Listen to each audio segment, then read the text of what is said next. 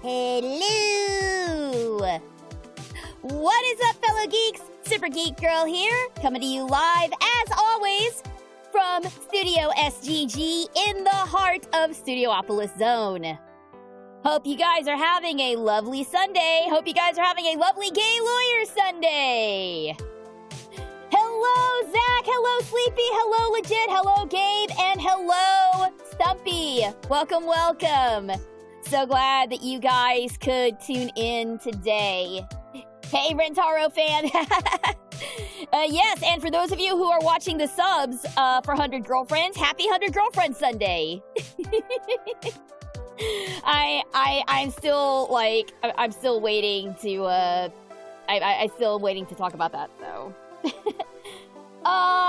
So yes, we are back, and we are going to continue with, the first case of Ace Attorney Investigations 2. If I recall correctly, we were trying to find out who took a shot at the president of, Zhengfa. Huangfa? I'm not sure I'm saying that correctly, but that's where we were last time. And, oh yeah, the killer also assisted us, because that's a thing that happened, so... but let me, before we get into that, let me just clear the air real quick. I do need to address the TikTok thing, and this is all I'm going to say about it, and then after this, I don't want it brought up again, because the whole thing just gives me an icky feeling. There is some shady shit going on with this, and I don't like it. And I feel like a couple of you were mentioning that this seems like a publicity thing, and I 100% agree with you. There's some shady shit going on here, and it is very concerning. I post a TikTok myself. I don't use it very often as opposed to some of my other social medias. I'm way more active on Bluesky now, and the Dead Bird app I still use for a lot of things.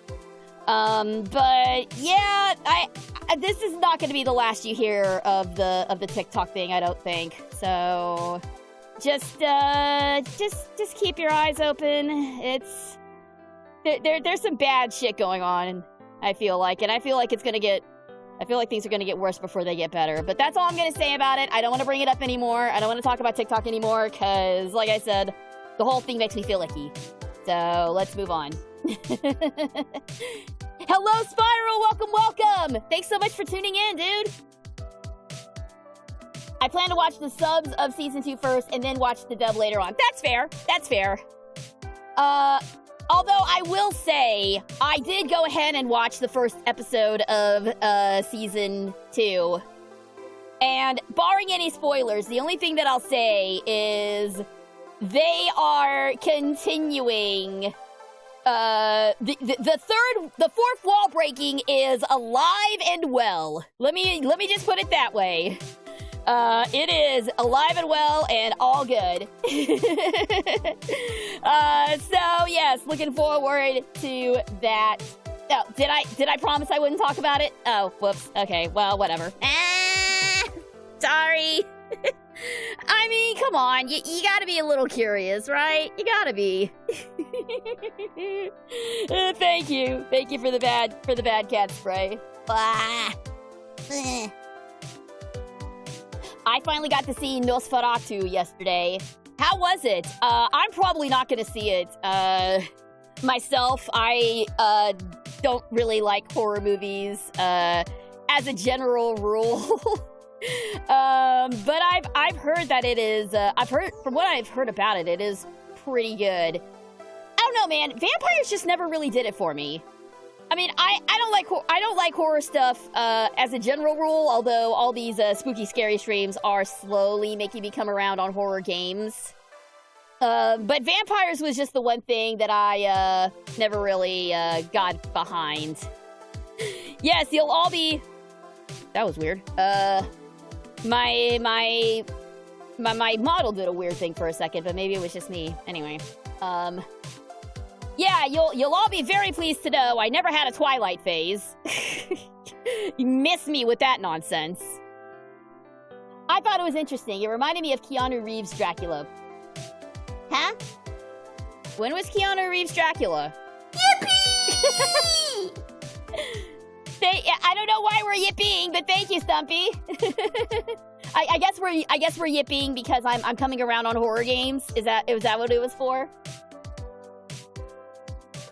I liked it. I preferred the 1922. Bill Skarsgård's take on Orlok was great.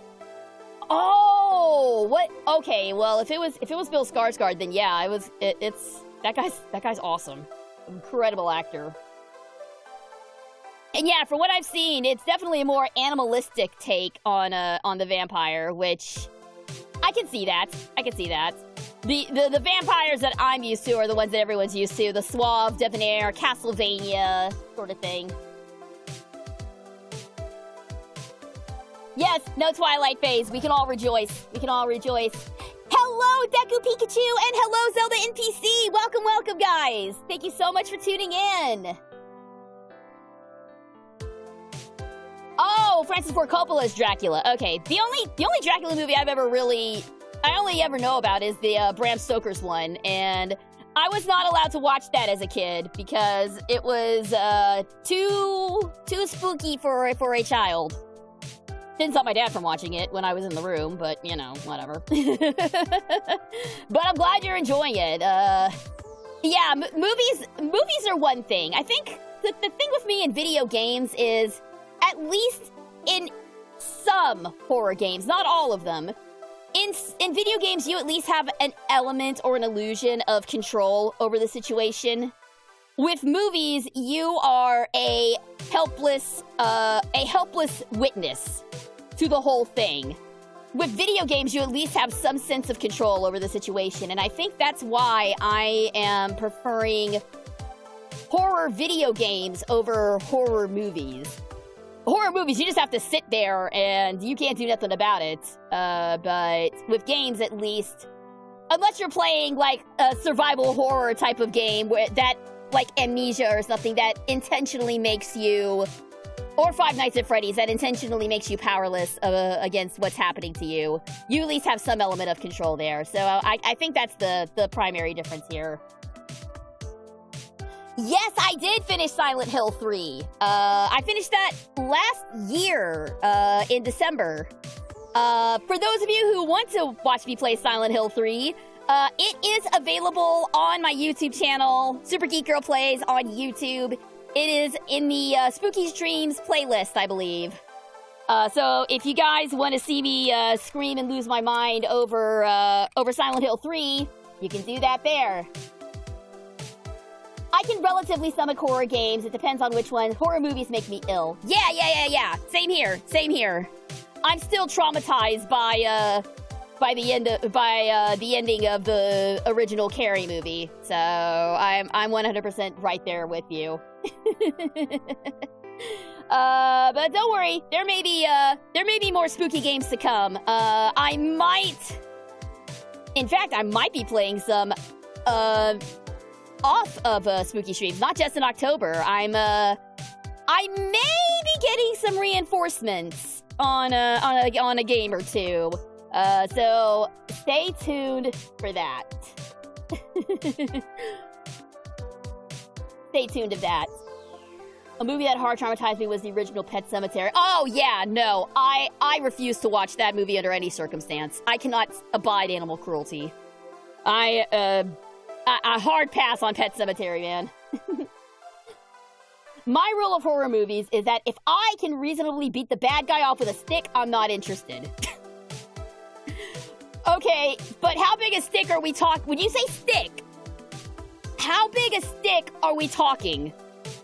Are we talking like a baseball bat? Are we talking a twig? Or are we talking a 2x4 with nails in it? There is varying degrees of stick here. It is very important that we an entire log. If I can beat them off with a whole log, I'm not interested. Oh, I like that. I like that a lot. Anyway, not speaking of anything horror related, it's completely off topic. Why don't we, today is the 1-year anniversary of Has Been Hotel on Prime Video. Yay! Yay! I'm curious about I'm curious when we're gonna get any news about season 2, and I hope that the soundtrack is just as good. To this day, I am still like, just yesterday morning, I was singing "Ready for This" like at the top of my lungs, while I was working on plushies of all things. I don't know why that was what I chose to listen to, but you know, whatever.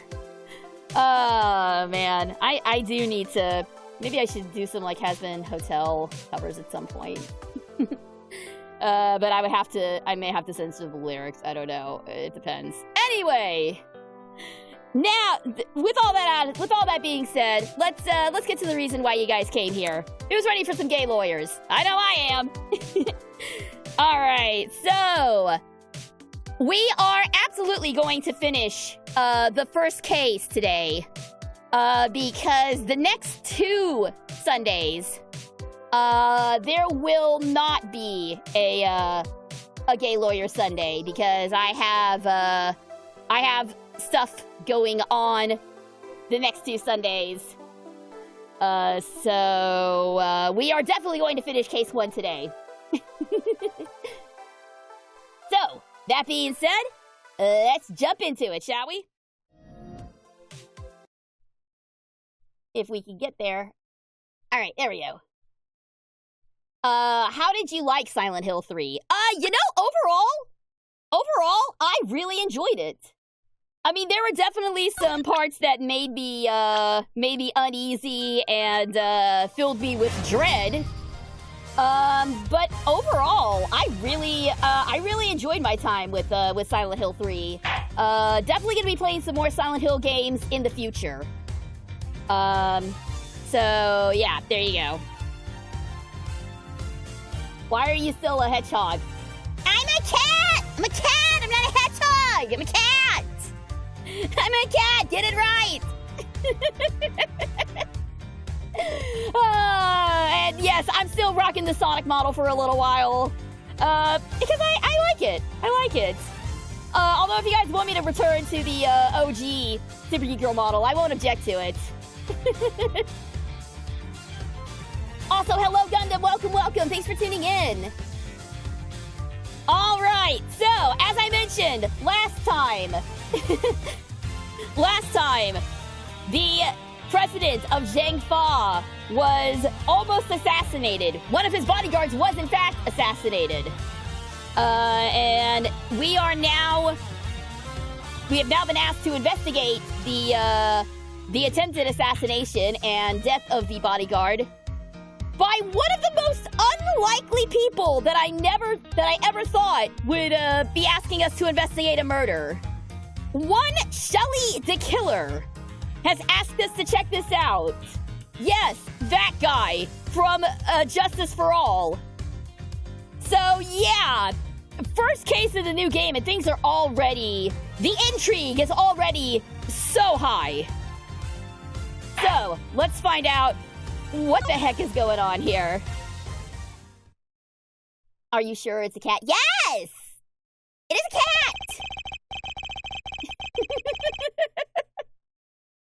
Oh, man. Alright, here we go. Yes! Shelly the Killer, the guy who kidnapped Maya, is now helping us in this investigation. For some unknown reason. So much intrigue going on in this case. I'm already in love.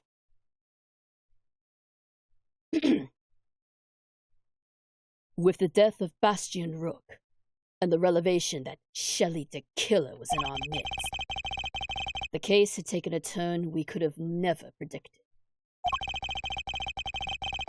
Mr. Knight ordered that the door to the presidential plane be opened, and the emergency personnel attending to Mr. Rook's body were asked to leave. With the scene cleared, we stepped cautiously aboard. And he still got him at knife point! Look! He still got him at knife point! Damn! Oh my god, like, this is wild to me. Alright, March 25th, 4:15 p.m. Zhengfa presidential plate. No! We're being auto-tuned! Alright. Alright, let me pop on the auto-tune real quick. Where'd it go?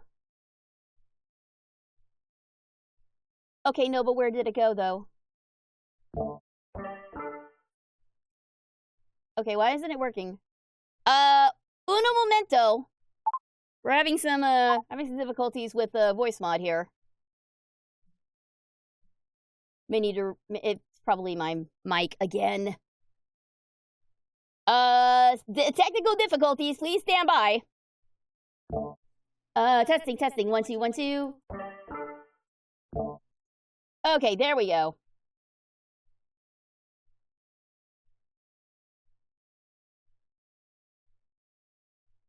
Okay, now we're there. Now we're back. Sorry about that. Thank you for the auto-tune. Start the timer.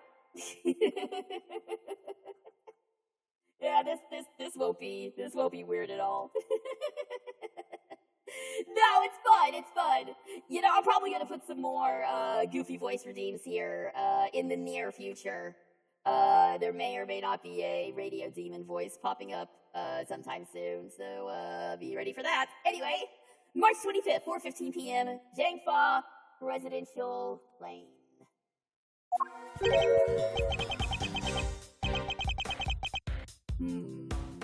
No president in sight. Now where could he be?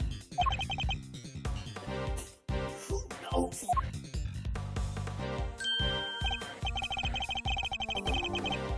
So he's hiding behind the bulkhead wall. There is he.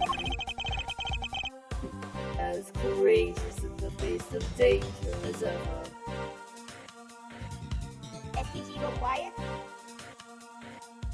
Wait, am I muted? Can y'all hear me? The voice mod? Go goofy?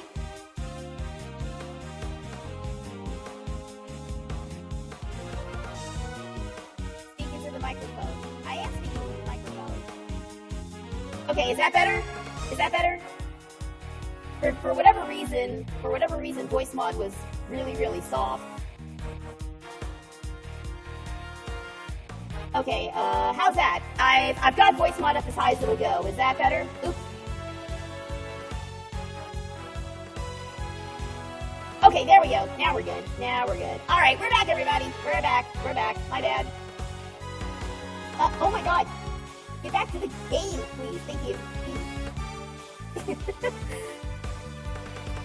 Why bring a kid to a murder scene? You know what? It's fine.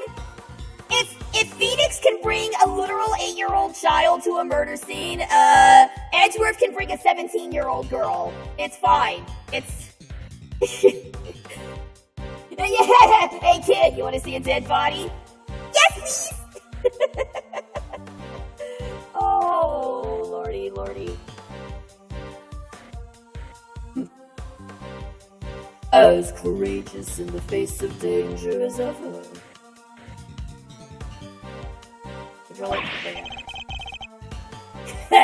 Sorry to disappoint, but did you seriously expect him to be standing here waiting to meet his assassin? As we have already established, my interest lies only in the successful conclusion of this investigation. Now, Mr. Edgeworth, if you would be so kind as to examine the body. Alright. My only option now is to play along. The rest is up to you. Don't you?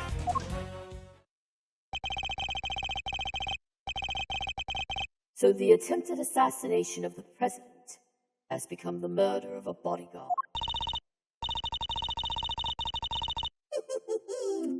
You look like you could use a little help there, Mr. Edgeworth. Not that I need it, but yes. That's what I thought. Then there's nothing else for it. Kate Faraday, great thief extraordinaire, we'll just have to take it from here. Oh, really? You mean you're going to solve the case for me? Nope. I thought that. but I will provide vital assistance. Now, let's get to scouring this crime scene from top to bottom. It will take Detective Gumshoe a while to assemble our backup. So I'll need to draw this part of the investigation out for as long as possible. That means investigate everything! Doesn't the killer usually intervene to protect his client?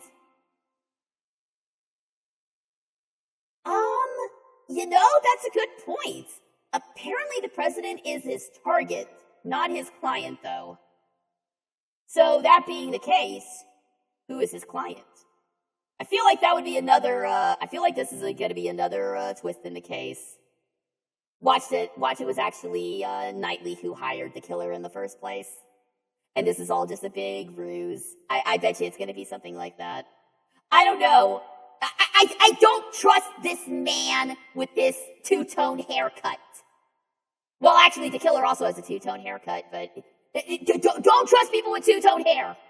I think that's what I'm trying to say here is,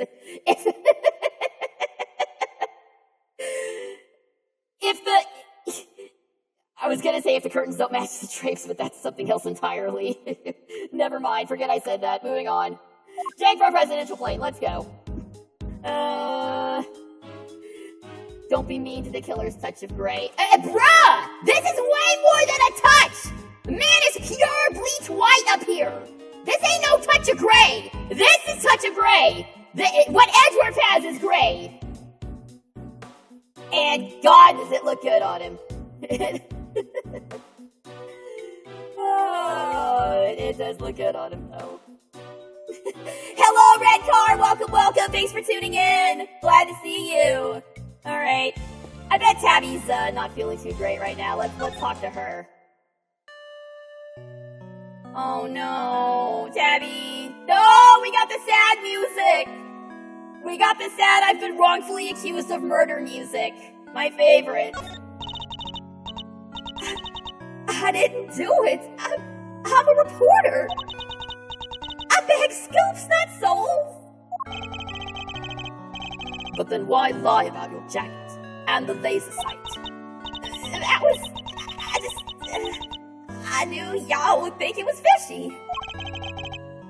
Is that really all it was? Please, you gotta believe me. I could never do something like this. I'd like to tell you everything will be alright, but just try not to worry too much. If you really are innocent, I'll prove it, one way or another. Thanks, Chief. I'll believe in you. How many times must I tell you I am not your chief? Oh, sorry, Ruffles. Clean forgot you were Chief number 2. That's not what I meant. Okay, so yeah, she's not doing too hot right now. Tabby was set up. That's kind of what I'm thinking too. Tabby is our fall guy, gal, in this case.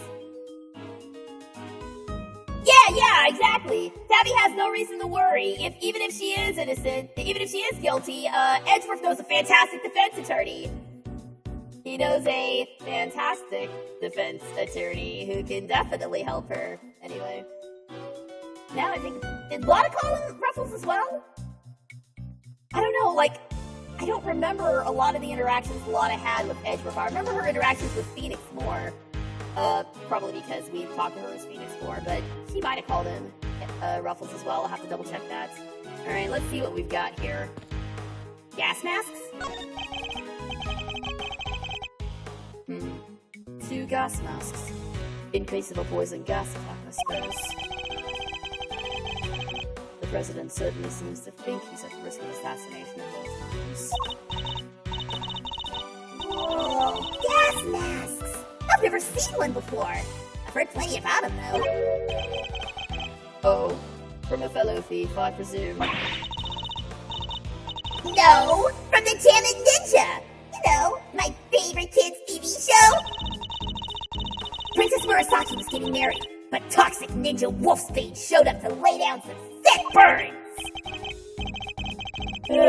Time to tune out.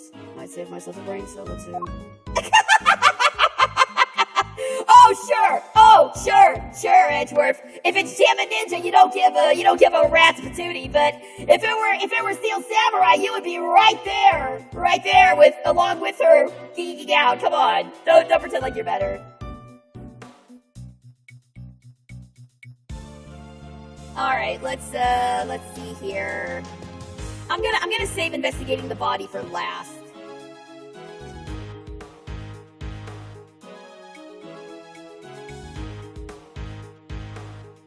To answer your question,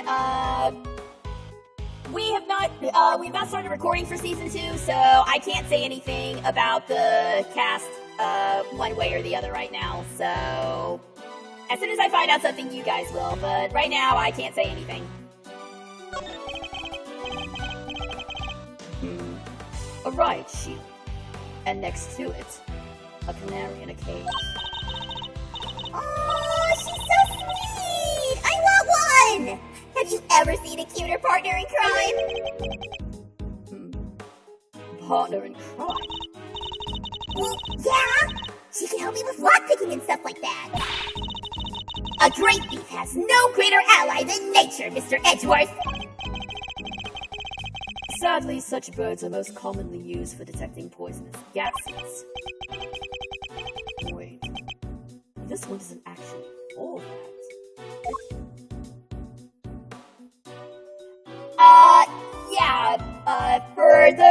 For those of you not aware, NDA stands for Non-Disclosure Agreement, which basically means you can't say anything about this project until we say so. That's just how it is in the biz. Alright, let's, what is all this crap all over his desk? Alright, scour the scene. Investigate anything. What is this Raccoon Police Department police vest doing here? That's just RPD! That's just straight up from the RPD! Well, I mean, it is a Capcom game. I mean, Chris Redfield and Phoenix Wright were in the same game once, so a crossover isn't that far off, right? Oh, that looks heavy. So this is what a president wears, huh? Must be made of something super special. Yes, to protect him from bullets. What? So it's not just for show? Of course not. This is a bulletproof vest.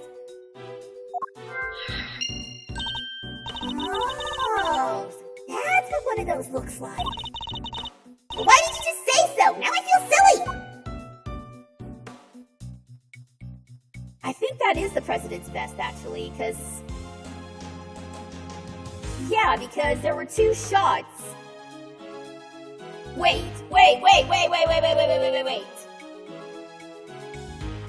If there were 2 shots, we know one of them went through the balloon and took out the Steel Samurai, and then one killed the guy, the bodyguard. So where did this come from? Maybe I'm overthinking it. Yes, I would also like to know why they are Tamagotchis here. They look like Tamagotchis. Oh, personal safety alarms. I still think they're Tamagotchis. These personal safety alarms are very colorful. Looks like they get a lot of use as well. I like the president. He seems like a thoughtful guy. Buying these for his kids, maybe his wife too. Why would they all be here if that was the case? No, these are for his own personal use. Objection, Your Honor! It is simply not possible for one person to use this many personal alarms. Why, you ask? Because he is human, and therefore possesses only 2 hands. 20 hands wouldn't be enough to count the number of objections I have to that objection. Okay, but why so many? Why so many? Alright, is there anything else weird here? Those files look important. Oh, but where's She's statue, though? A curious figure of a curious animal with a curious expression is staring straight at me. Oh, and look! There's a big lever right by its butt! Don't even think about it. Oh, I wasn't thinking anything, I swear! I imagine that lever opens the panels beneath my feet. Ah, I see. So he's standing on a trapdoor. I strongly advise you not to pull it. Do so, and you will regret it. You know, I am okay with taking some advice, especially when it's from a professional killer. Alright, let's switch back to the regular voice for now. I think that was about 15 minutes. Thank you very much for the redeem, Sleepy. GLaDOS, yeah, no. The GLaDOS is only reserved for Paper Mario when, or no, sorry, that's the Dalek voice. Speaking of, Doctor Who, there was totally a Doctor Who reference there with those gas masks. Point of you can guess what I'm talking about. GLaDOS, yeah. Dude! My husband was playing, Portal 2 the other night, and I was reminded of how freaking awesome GLaDOS is as a antagonist. Oh, it's you. How have you been? I've been fine, you know, ever since you murdered me. We both said things you're going to regret, but I think we can put our differences behind us. For science, you monster. Dang. Man, as far as evil AIs go, I mean, we already know AI is evil just in general, but as far as imaginary evil AIs go, you don't get much better than GLaDOS. There's documents of some kind. We could always steal a glance. It's another security plan. Oh yeah, like the one from the trash can. Precisely. But wait. Something feels off. Hang on. Were Rook and Knight's positions switched? Hold on, I'm gonna check it against what I already have. Alright, hold on. So this was the original one. This was the original one, right? I know exactly what you think. Yeah! When they go back to World War II and the creepy kid with the mask. Are you my mummy? Man, that was such a good episode. Alright, let's see. Less cover for Lakeside now. Eyes on this area. Rook reposition in light of Knight's injury. Knight to escort President to plane in case of emergency. Stay frosty. Okay, so... Yeah, look! Their positions are reversed here! Their positions are reversed! So... according to what we just read, Knight was repositioned because of his injury, so maybe this is from an earlier security plan. Interesting. I hope y'all are taking notes. Because I feel like we're figuring this out faster than the game is again. Something feels off.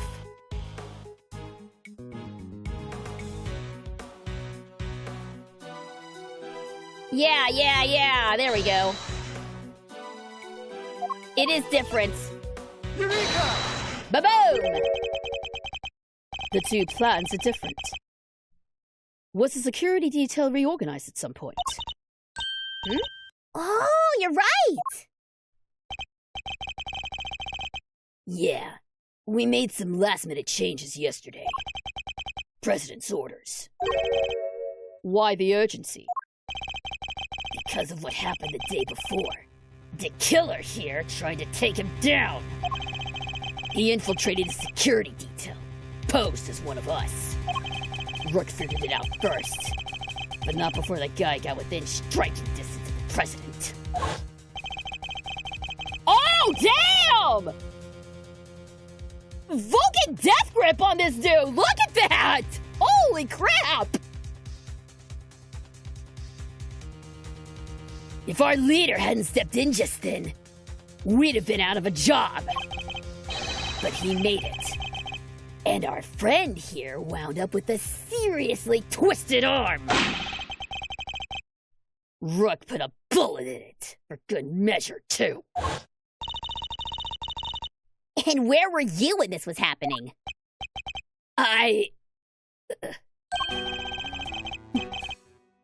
You were the first one I overpowered, were you not? Oof. That's embarrassing. Shut up, kid! Ah, now I get it. That's how Knight got his neck brace. That's right. That's right. Your neck has barely begun to heal, and you've already forgotten who I am. I'm disappointed. Okay, so his neck got injured in a completely different way. I thought that the killer got him across the neck with the knife. But no, he straight up like Vulcan death gripped him.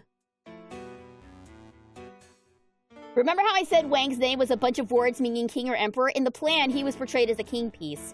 Oh, I missed that entirely. Good eye, Zach. You!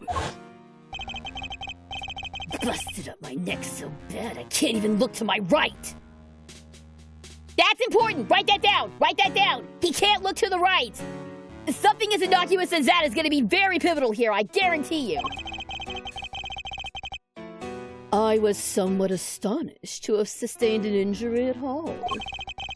A testament to Mr. Rook's skill. He was truly a master of his craft. Unlike a certain other someone I could mention. I'm just as good as he ever was! You were a pawn to his queen, my young friend. What the hell do you know? So that's why you remember Mr. Rook's name. You admired his skills as a bodyguard? Indeed. While I was serving on the team, I learned the names of all the operatives. But his in particular stayed with me. It joined the very short list of those who have ever successfully wounded me. So that's the connection he was talking about. Yeah, no, it is totally a king piece. You're right. And that's why we changed up the security plan. Had to be sure there weren't any more assassins in the rank. The president didn't want anybody on stage he didn't trust. And he only trusts two people. Me and Rook. Ah. Also, I did notice that everyone else was pawns. I saw that.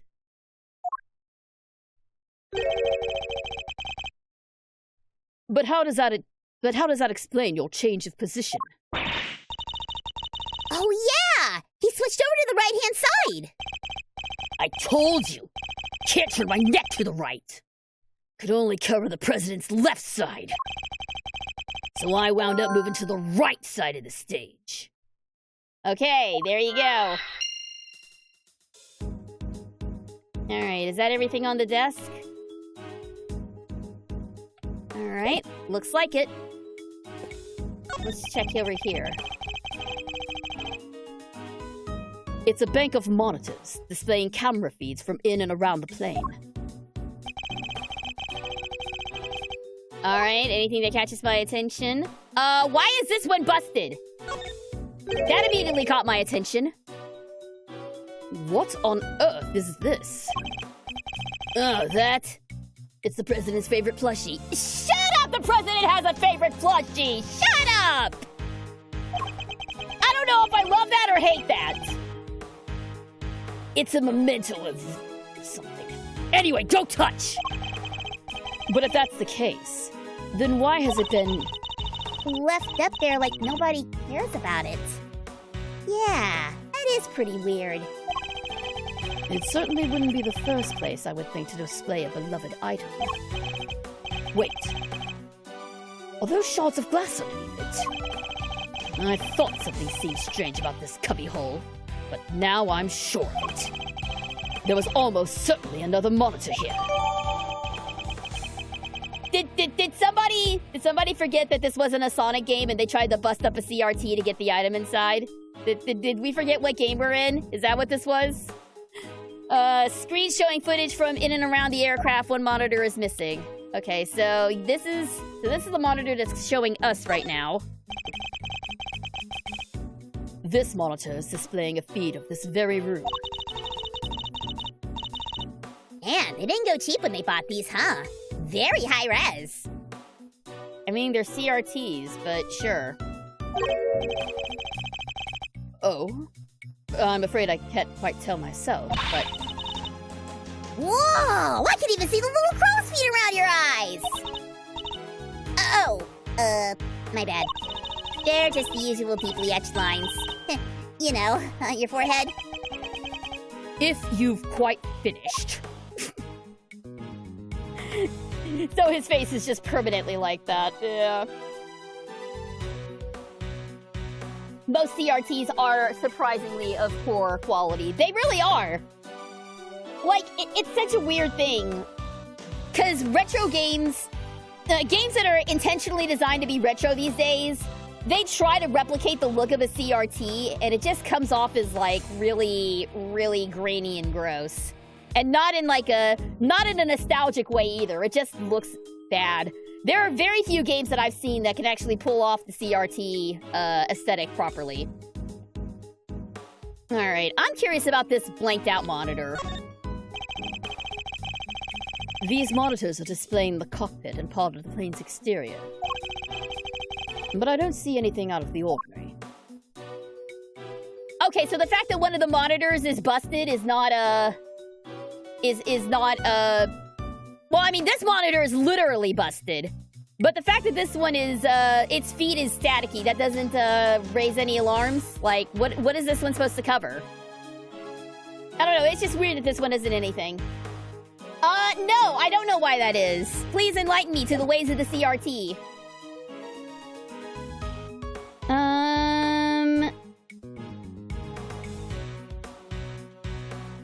Let's see here. There's the bulkhead door. The president is on the other side of this door. What a door it is! Bet I could get the better of it, though. Get the better of it? Doors aren't there to be beat. But look how heavy it is! Look at that lock! Ugh, it's just sitting there begging me to try it! Calm down, Kay, and think. Why might this door be locked? For me to open it, of course. Precisely. For you to open it, of course.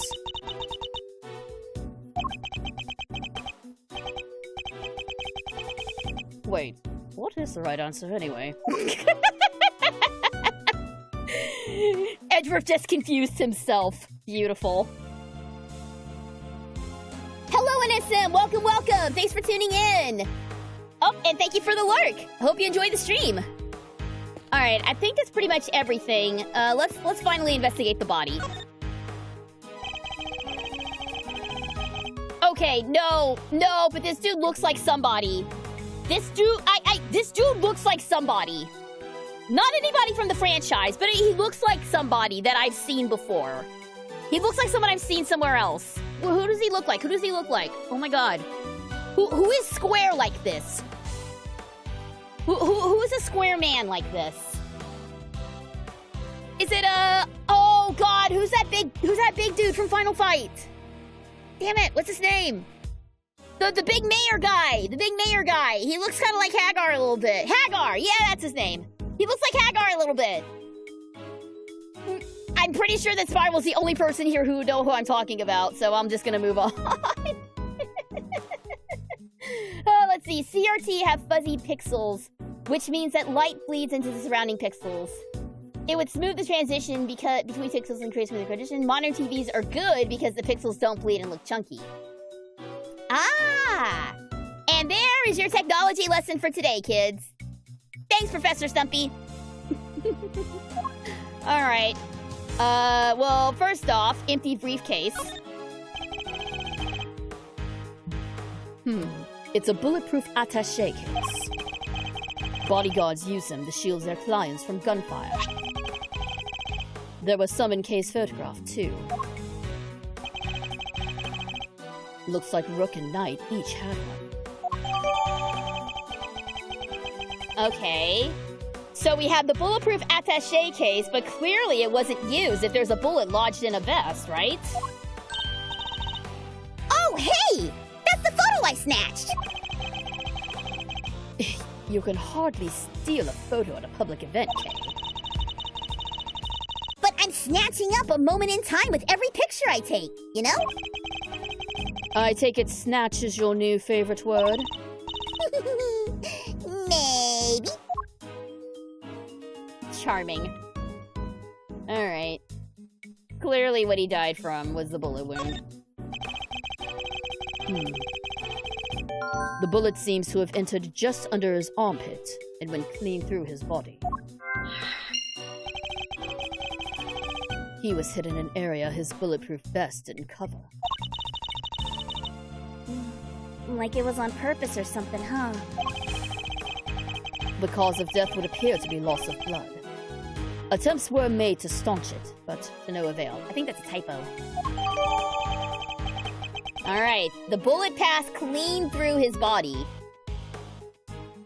So maybe that would explain why the bullet got lodged in the vest. If it went clean through his body, and then if that really was the president's vest, then that would explain it, right? Am my deductions sound correct? The medics must have been brought in to try and save him. Sadly, it was too little too late. Okay. So the victim was also carrying a revolver. It looks like he was trying to use it. He probably drew it on instinct when he felt threatened. We should check to see if he managed to fire any rounds off. All there. And no other signs of the weapon having been used. Was this one on loan from Zhenghua too? Yep, sure was. We're always issued with the same model gun. Okay, so Rook's gun wasn't fired. Very important there. Oh, I clicked on his... I thought I clicked on his knee, but I guess I clicked on the trap door. That's fine. It's a trap door connected to the lever on that curious figure. If someone were to open it, everyone would fall through. Mr. Rook? Mr. the Killer?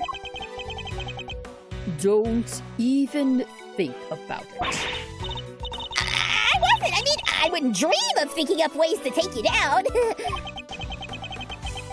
Might I suggest you keep your monologues internal? Yeah, okay, you don't want to be, you don't want to be messing with the killer. This is okay, I love you, sweetheart, but this is a man that's completely out of your league. Alright. I think we can start piecing some stuff together now. Alright. Let's see what we've got. President was targeted. Bulletproof vest. Bullet through the body. 6-shot revolver found in a trash can. Wait.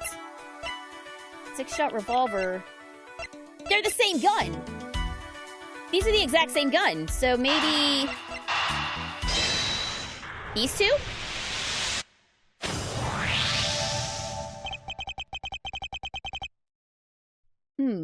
The two guns are exactly the same. Meaning, it's likely the one we found is also from Zhengfa.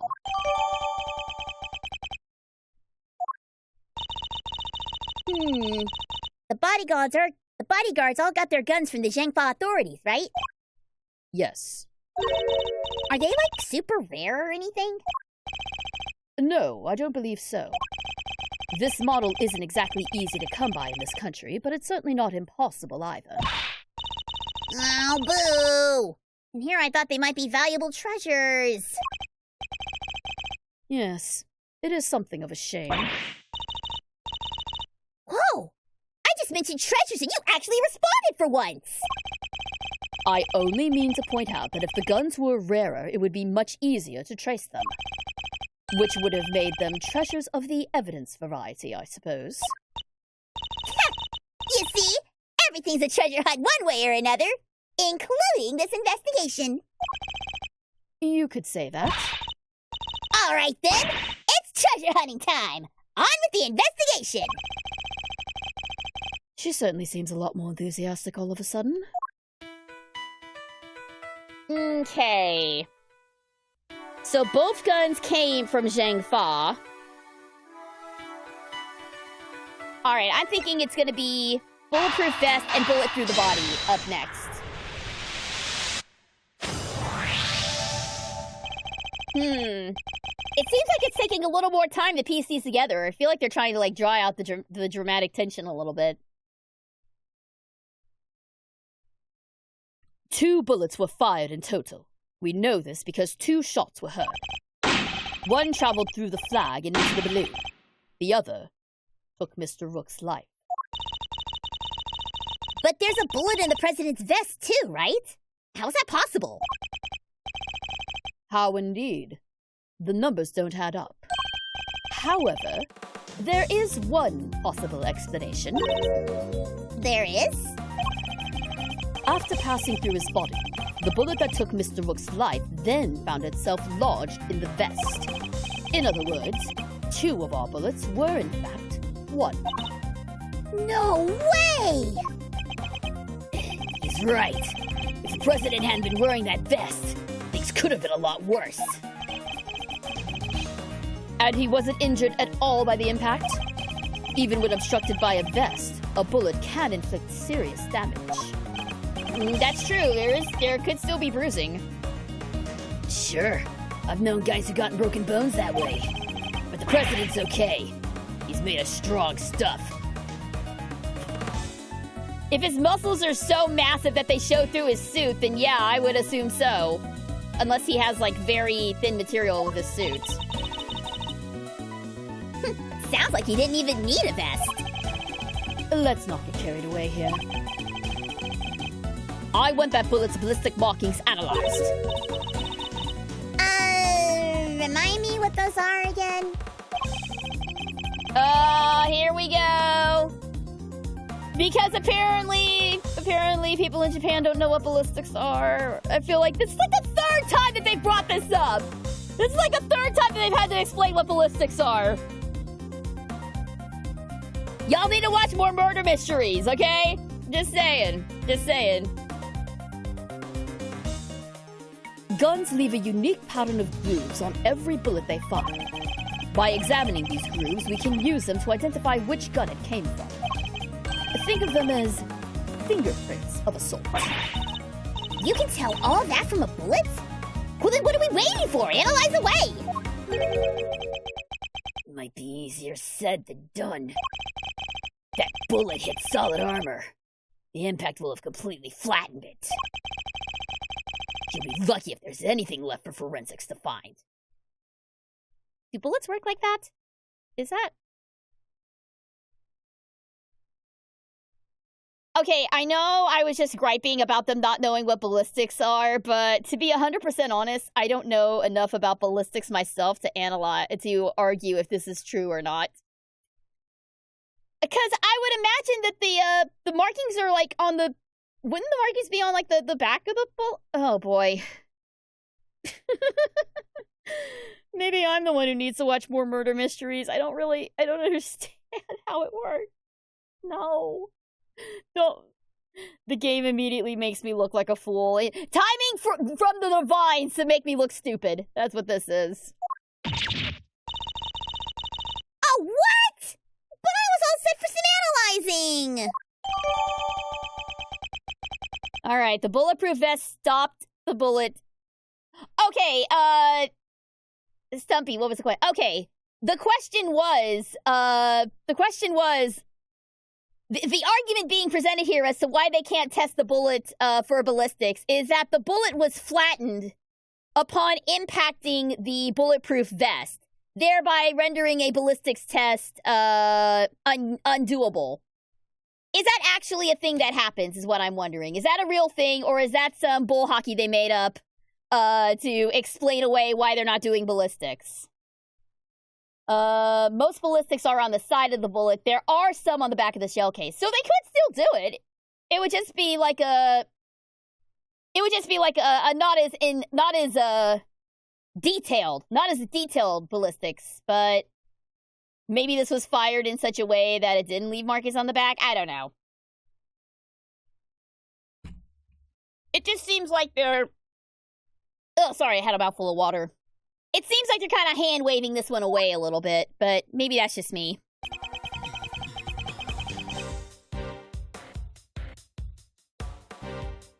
The markings are on the side of the bullet. The good ones are the side. Okay. So then, yeah, if the bullet was flattened upon impact, then ballistics would be not as helpful. Okay. I apologize, Ace Attorney. You guys had it. You guys had it right. Sorry. That's quite enough investigating for now. Oh, are we done? Are we just done? What is taking so long, Detective Gumshoe?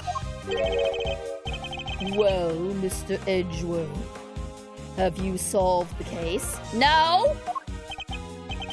No, not yet. Is that so? Then perhaps interviewing another key witness might help you to do so. Another witness? Who? You don't mean... The most important witness of all. The man on the other side of that door.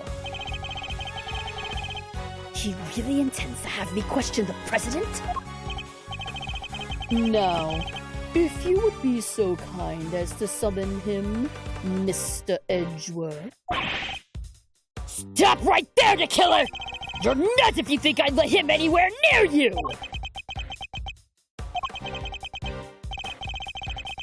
Well, Mr. President, I'm sure you are watching us through your security feed, aren't you? In which case, I politely request that you show yourself. That is, if you value your bodyguard's life.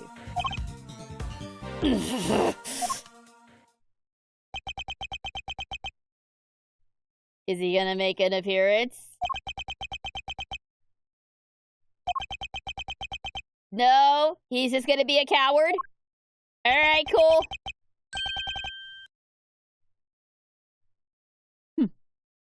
Well then, if nothing else, we now know what kind of a man you really are.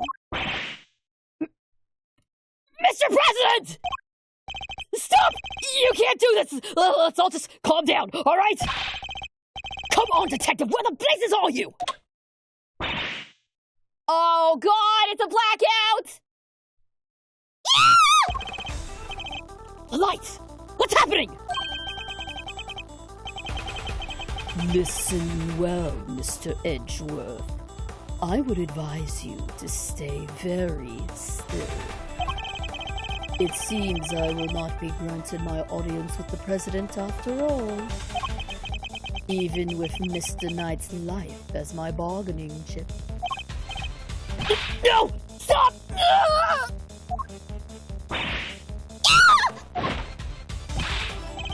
Kay! You won't get away with this, the killer! I've seen enough, and now I know the truth. Where are you? Where did you go?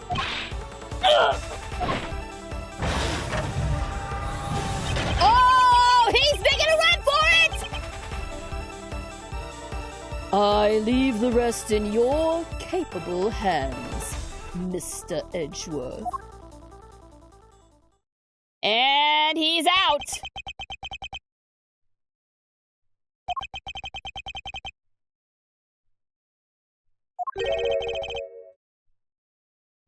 Oh, that was Gumshoe. I thought so. Detective Gumshoe. Sir! Mr. Edgeworth, sir!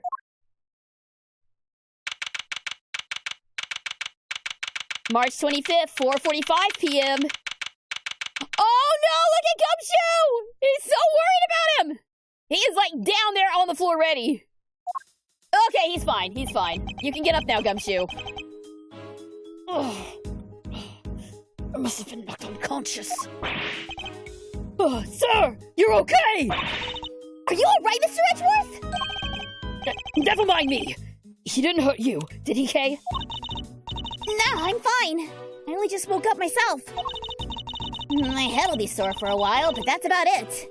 So, you can stop worrying. Detective, did you manage to stop the killer? That's a no.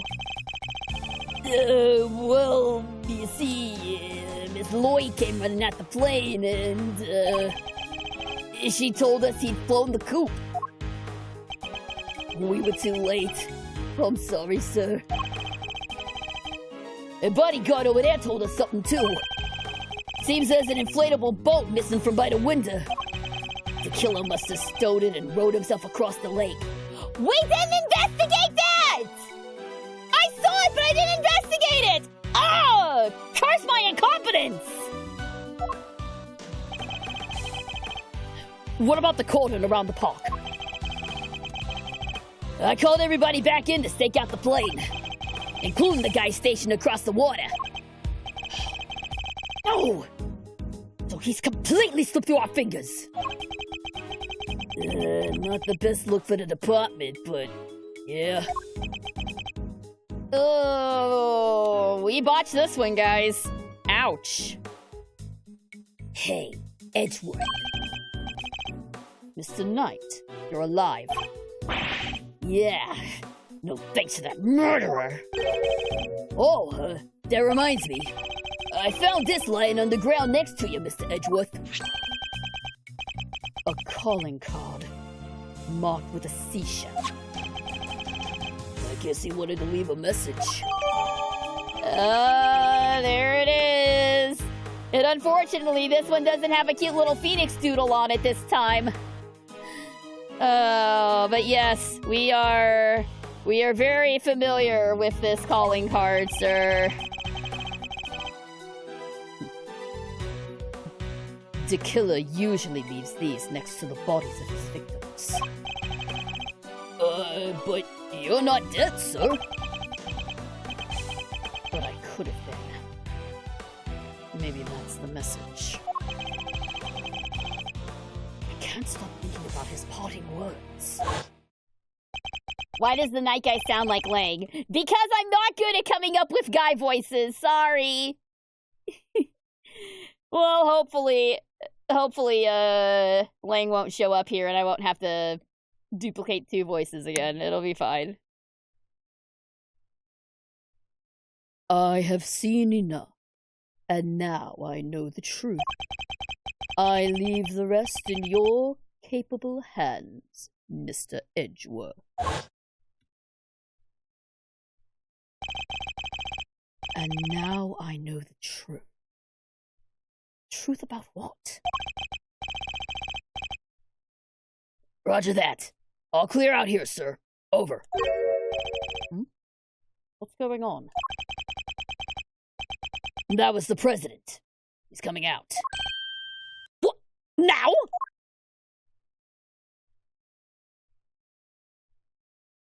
Oh, he is a big boy, isn't he? God!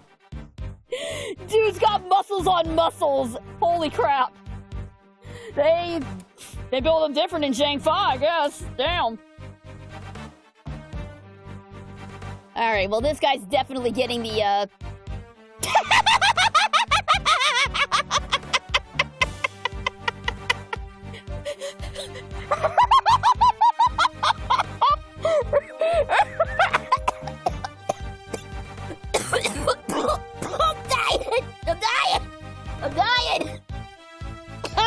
I'm dying from that joke.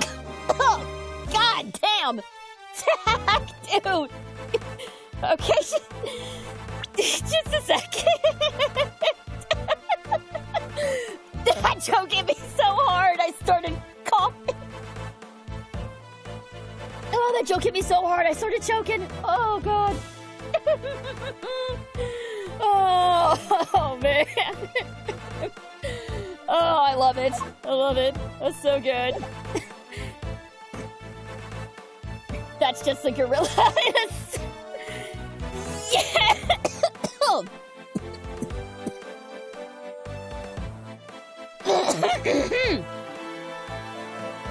Whew. Okay, we're alright. We're fine. Ugh. God, that just took me by surprise. Also, it's a gorilla in a suit. He really looks like Will Powers, and that worries me. It worries me because I like Will Powers. Don't give me a reason to not like Will Powers, because Will Powers is a sweet little cinnamon roll, and he never did anything wrong, ever. That is a pretty intense face, though, and... God, he looks like a JoJo! You know what? He looks like he just came out of the pages of JoJo. I half expected his stand to appear behind him. Or a Mortal Kombat character. I was thinking more Street Fighter myself. He kind of... Blanca! He looks like Blanca a little bit! Doesn't he look like Blanca a little bit? I don't know, maybe I'm crazy. Let's move on. Either way, this dude is absolutely getting the Nekomaru voice. So, he's the president of Zhengfa, Mr. Di Junwang. And you are? It is an honor to meet you, Mr. President. My name is Miles Edgeworth. The honor is all mine, Mr. Edgeworth. I am Di Junwang. Your efforts on behalf of Zhengfa have not gone unnoticed. You averted something of a crisis. I miss the days when all JoJo characters were unrealistically muscular. They still are! Well, okay. I see what you mean. Around part 4 or 5, they started getting twinkified a little bit. I'll agree with you there. Probably part 5 more than part 4. Cause Josuke still had a little bit of muscle, but Giorno was a noodle boy. I mean, it's fitting since part 5 took place in Italy. Of course, Giorno Giovanni was gonna be a noodle boy, but I know what you mean. He must be referring to the Yotagarasu case. Thank you, sir. But all I did was solve a few local cases of murder. You are too humble. I have been observing your investigation. You are an impressive operator, Mr. Edgeworth. Even if the killer did get away. That is very kind of you to say. So he was watching through his security feed. Sadly, I must inform you that this is as far as your investigation goes. What do you mean?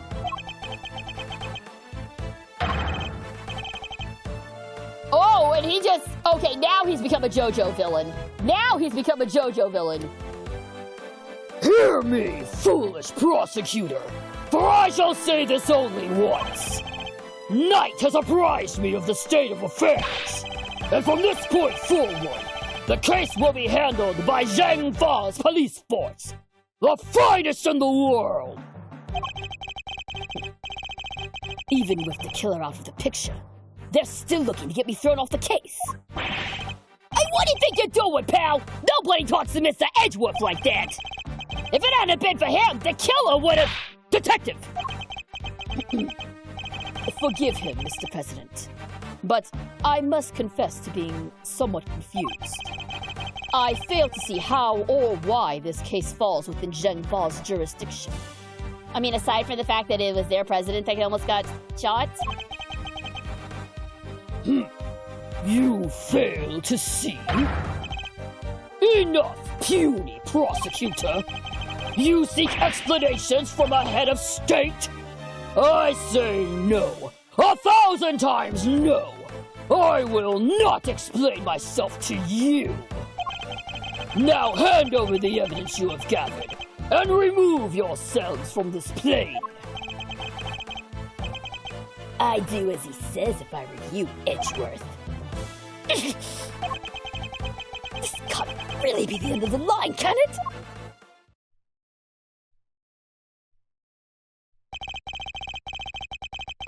Oh no! Case evidence handed over to Mr. Knight! No! Why? Why let us come so far, only to pull the case out from under us? Now, you may leave. Knight, detain the suspect!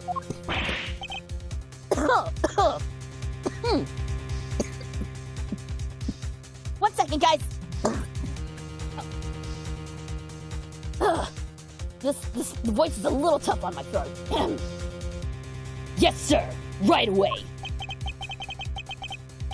To make an attempt on my life. To murder one of my faithful servants. The effrontery. The villainy! I didn't murder nobody! Cause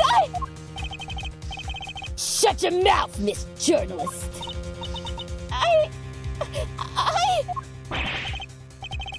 Answer me this. In a world already lousy with lies, with deception, with sin and iniquity, can we stand by and suffer yet another crime to go unpunished? I say no! 1,000 times no! There can be no forgiveness. There can be no surrender. Why, you ask me? Then I will tell you. He's hiding something, I'm certain of it. innocent people don't soliloquy this much. If I leave now, we'll never know the truth. Mr. Edgeworth, sir! Mr. Edgeworth, there's gotta be something we can do!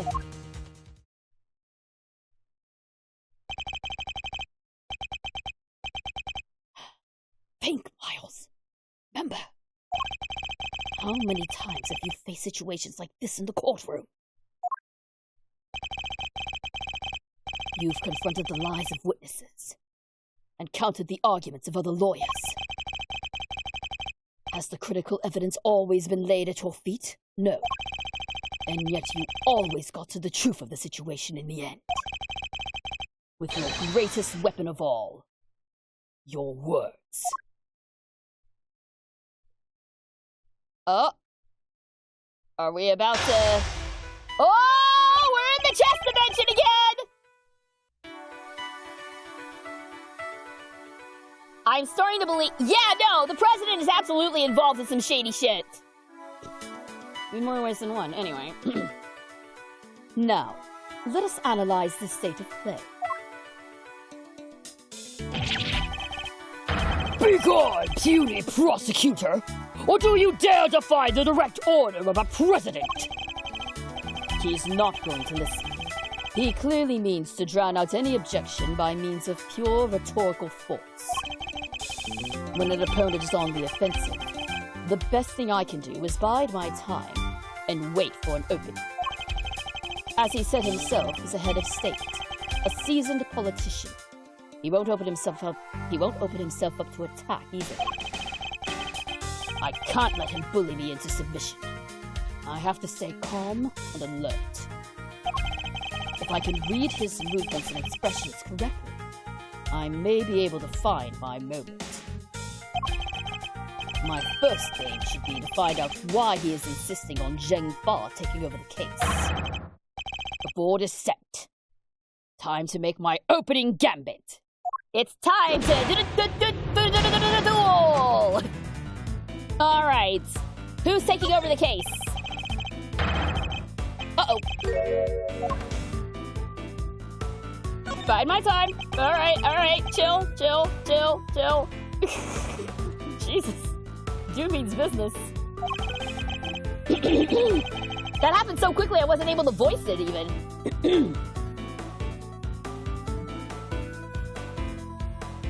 I am the leader of Zheng Fa. I have no time for your... I have no time for your insolent back chat. I was simply hoping to confirm one basic fact. You say that the investigation will now be assigned to your national police force. I do. Now enough of your pointless questions.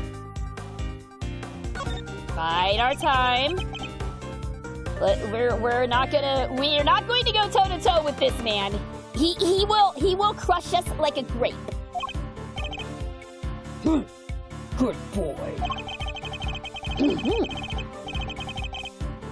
The interior of this plane is the sovereign territory of Zheng Fa. You have no rights here. I suggest you try a different voice. So it's not so much the voice that's hurting me. It's the fact that I choked on water earlier and my throat is still kind of processing that. The voice isn't actually that bad. It's just I choked on water earlier and it's kind of messing with my voice just in general. Is that so? Could it be that our current location itself is significant somehow? I should keep that in mind. It could be a useful clue. Alright. Why am I off the case? Could you at least explain to me why I am off the case? Imbecile! Cease your insolent jabbering! I need not explain myself to you! My reasons are my own, and they are none of your concern! Perhaps it is time to employ my clue. Are they related to our current location? In the course of our conversation, I've deduced certain facts from your behavior, Mr. President. For example, you seem particularly aggressive when discussing our current location. You snortalick. As you said yourself, the presidential plane is the sovereign territory of Zheng Fa. And from that, we can infer that you believe the rules of extraterritoriality. Oh my god, it's that word again! No! I'm still not over freaking Alba! You believe the rules of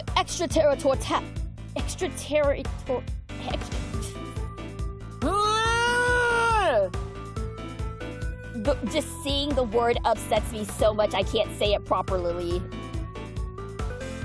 Just seeing the word, I can't talk right anymore! Ah! Okay, calm down. Extraterritoriality. Okay. Alright, I got it. You believe the rules of extraterritoriality apply inside here. Is that correct? He's sweating. Enough! Cease your objectionable whining! And now we can be snarky with him. Get him! You can rant and roar all you like, but you won't escape my scrutiny. It was unmistakable. The moment I mentioned extraterritoriality, you became visibly agitated.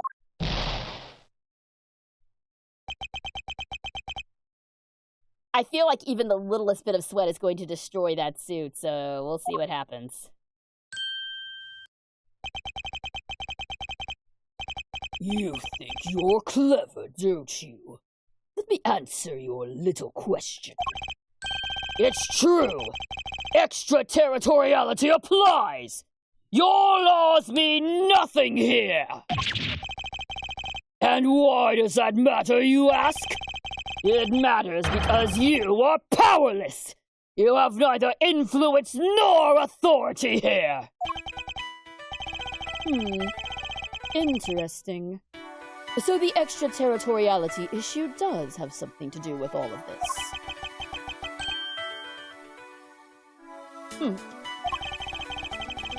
Let's dig a little deeper into the claim that the plane is sovereign territory, shall we?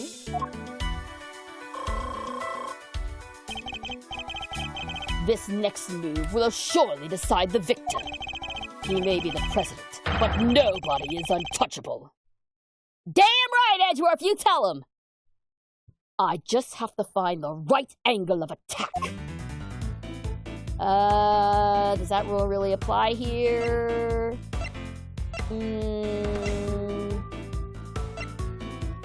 Let's be snarky.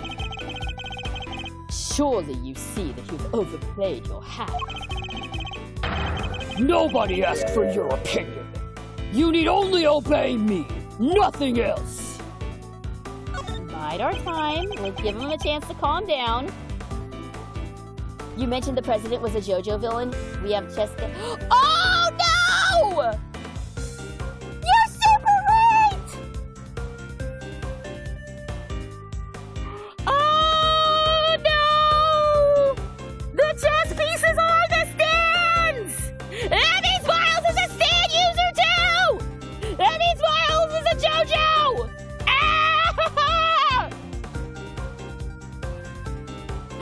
Oh my god, that just brought up so many cursed images. That just brought up so many cursed images, y'all. Holy crap. You dare tell me how to govern? How to lead? You dare contradict me? On the matter of Miss Lloyd's guilt, yes, I do. No! She is guilty. She is the culprit.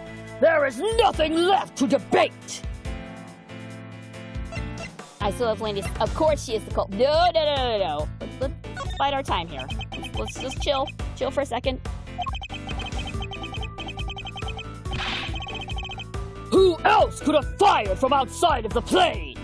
There is no other viable suspect. Fascinating. Okay, Spock. So he's claiming that Miss Lloyd fired at him from outside the plane. This could be a vital clue. Time to start looking up chess-related songs. Are there any? Someone give me a list of chess-related songs, please. I need stand titles. I need stand names.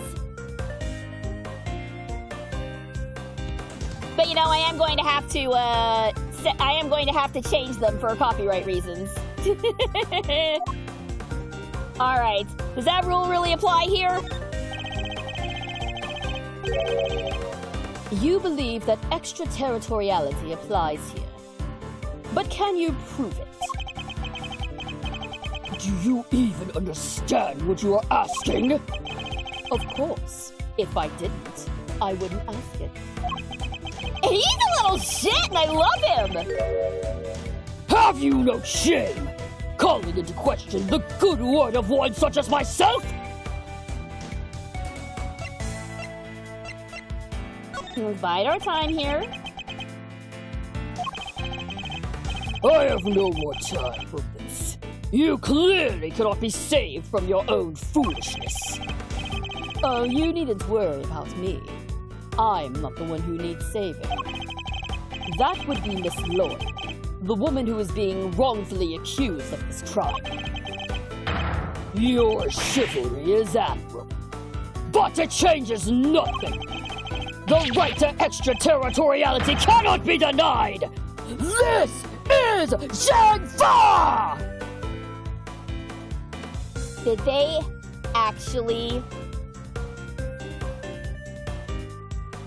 actually make a 300 reference in this day and age?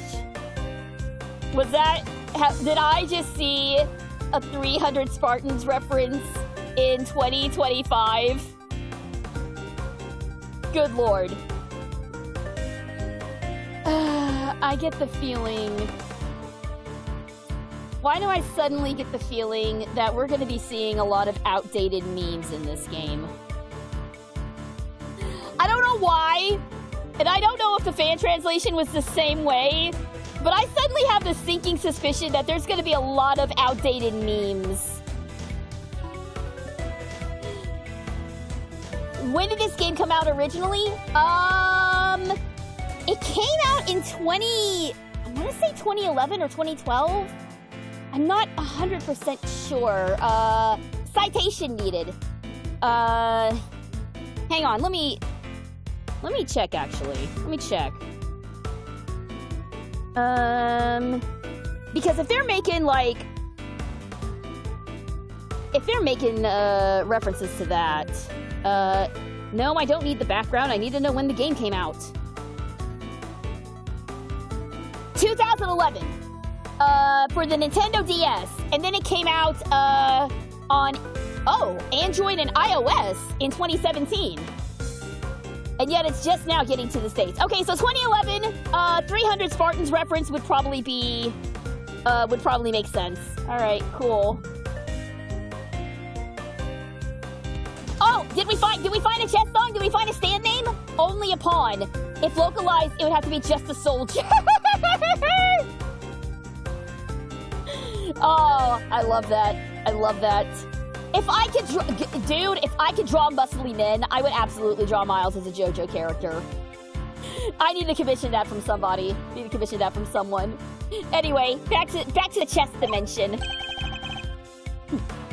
It's time to deploy my flute. She fired at you from outside the plane? Get him! I may not be able to call the extraterritoriality of the presidential plane into doubt. However, according to you, she shot at you from outside the aircraft, correct? In which case, extraterritoriality could not possibly apply in this case! Your assertion is entirely without merit, and the detainment of Miss Lloyd cannot be justified!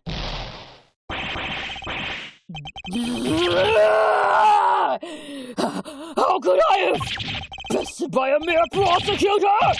But I am the president! The president! Checkmate. We just broke the president by playing chess, you guys. We just broke the president. Oh, I love it. I love it. Just a peon?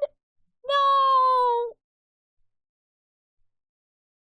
I think just a soldier works better for JoJo, but I like that name too. I trust you won't mind if we continue our investigation now, Mr. President.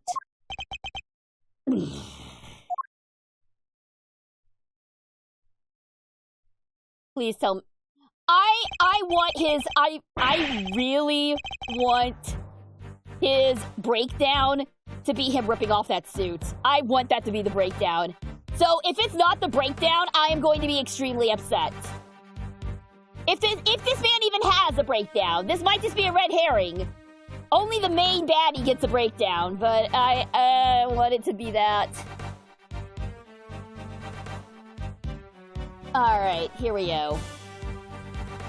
There's a song referencing chess called Dirty Work, but considering how Dirty Deeds done dirt cheap got filthy acts as a reasonable price, I suspect Dirty Work would be disgusting jobs.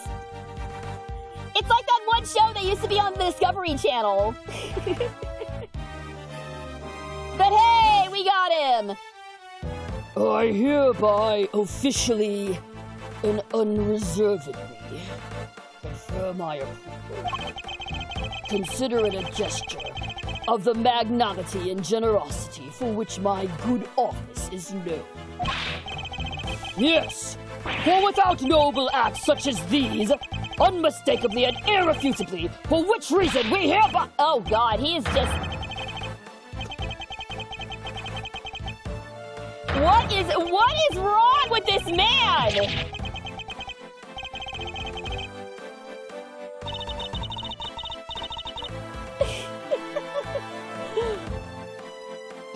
All that when he could have just said, okay, you got me?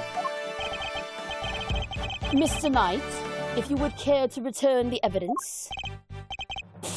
Take it. Yay! We got our evidence back! Let's go! We did it, Mr. Edgeworth! We sure did. And now the investigation can continue. Whatever. Enjoy your pocket full of pawns. I'll be over here enjoying how you put me in the play. Well, then you're definitely going to enjoy my next move. Mr. President, one more favor, if you would be so kind. What is it? Could you please give us your testimony concerning the incident itself? Now you want me to testify? Whoa! That's your next move? If you want the president to testify, you'll have to take him to court! All in good time, Mr. Knight. He will get his day in court soon enough.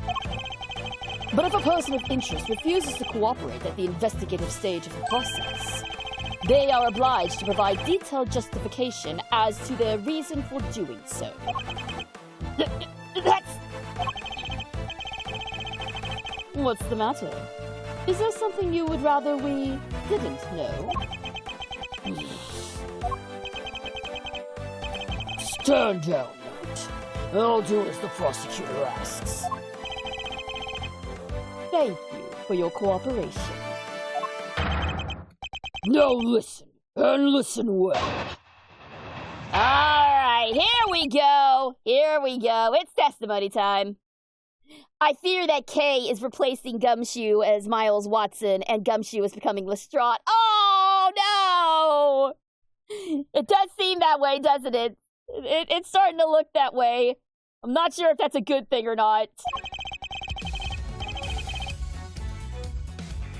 Where was I when the incident occurred? The stage, of course.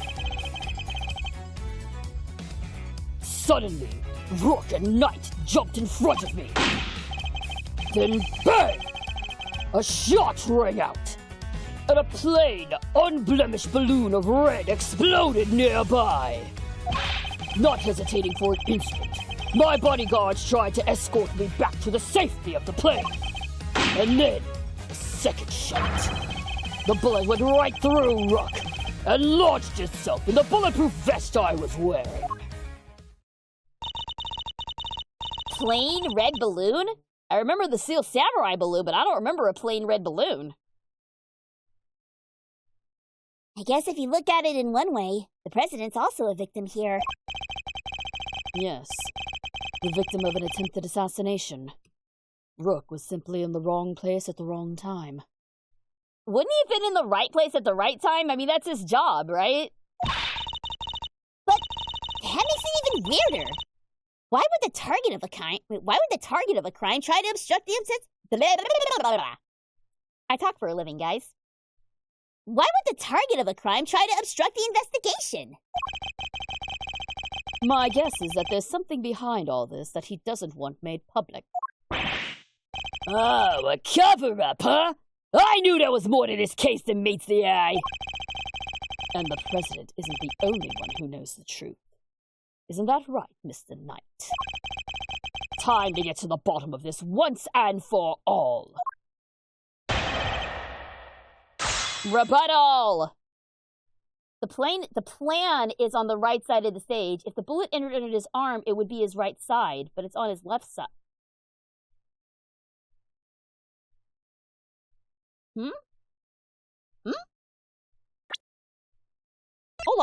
Hold up.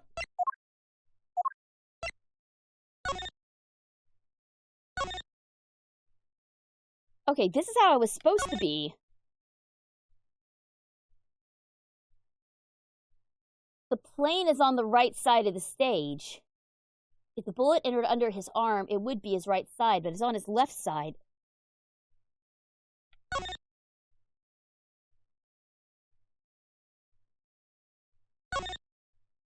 Oh. What does that mean? That's a good observation, but what does that mean? Anyway, let's... They were evacuating I think I might see where you're going with this, but let me, Let's start with what I know for sure is up with this testimony, and then we'll mull on that a bit more. Because I know what the problem is here.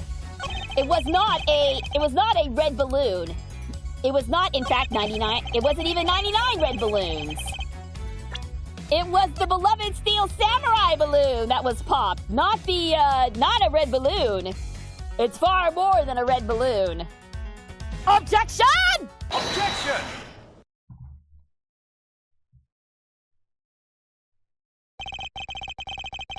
You say it was a plain red balloon that burst.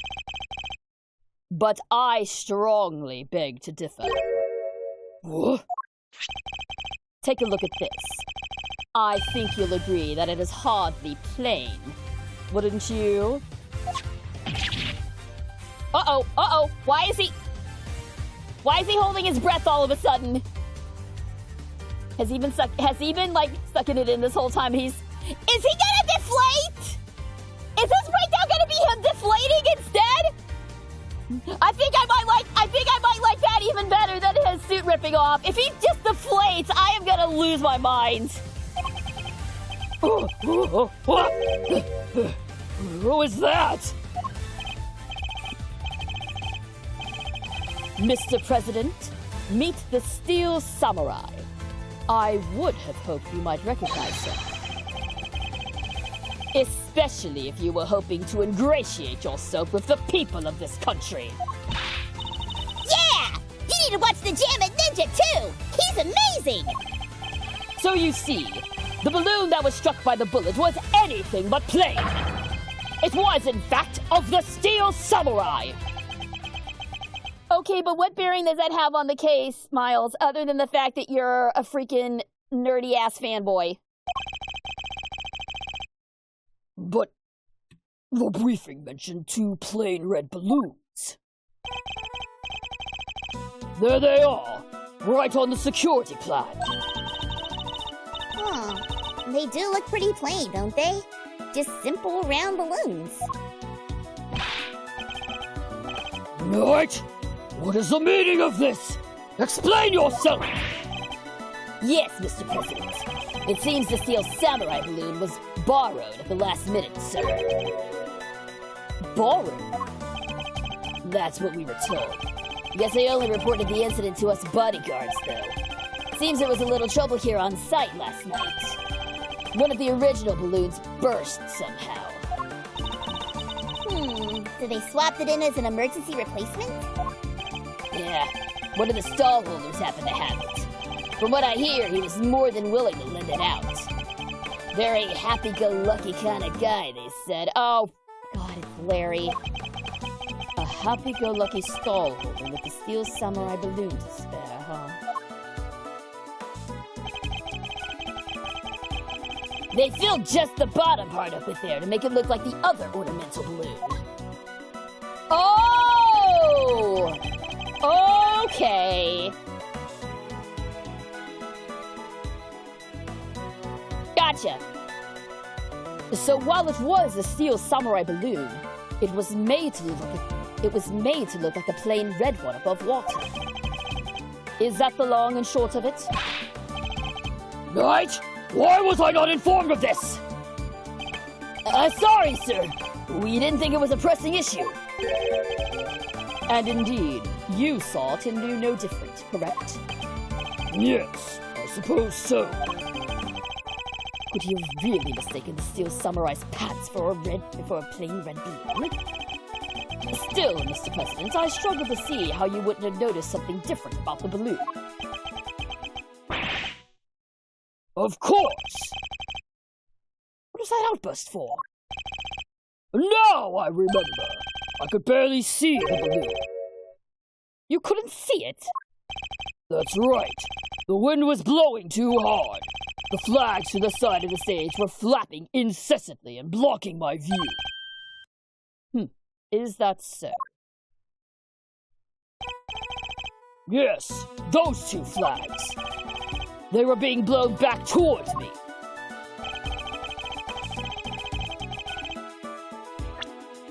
Oh? Okay, I can't see.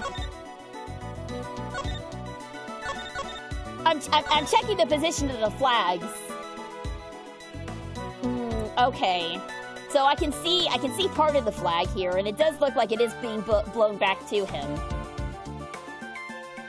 Okay, so if I'm reading this correctly, then that does indeed check out. I'm checking my evidence a lot more in this playthrough. I feel like an actual detective. There would have been a strong wind blowing right around the time of the incident. Strong enough to blow the flags in just such a fashion. But does that conflict in any way with our understanding of the case?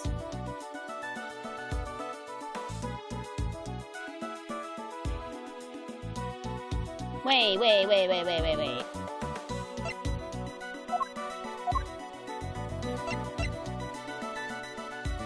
Oh, hang on a minute. Look at the trajectory of the bullet. Look. The flag, according to what we saw earlier, the flag was here. It wasn't being blown backwards. So yeah, no, this changes things. Yes, it does. I feel so clever for having caught that. I'm a clever girl! Yay, go me! I'm doing the investigations! I'm actually really proud of myself for catching that. Yay! Thank you, Mr. President. Your testimony has revealed yet another contradiction. It has? Yes. A contradiction that could turn this entire case on its head. When I arrived on the scene, the wind had died down, and the flags were resting calmly for the most part. But if the wind had previously been blowing the flags as the President describes, a certain piece of evidence suddenly takes on a very different meaning. It was the bullet trajectory! Earlier, we deduced that the bullet that struck the steel samurai balloon and the bullet that passed through the flag were one and the same. From these two things, we further deduced the trajectory the bullet must have taken. And we concluded that our shooter must have fired from the left side of the spectator area. But if the flags were blowing as the President describes, our conclusion becomes quite different.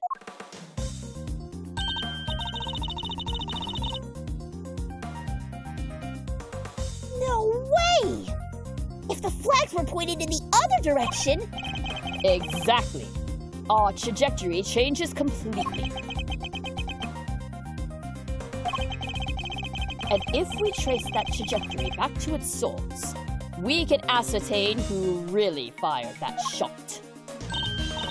Wait! But Mr. Edgeworth, that would mean... Yes, I know. We may not yet understand the reason why, but could only have been one person who did it.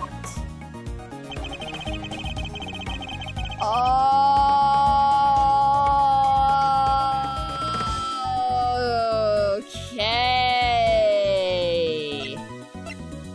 It was Bronco 9 all along! You punk! Take that!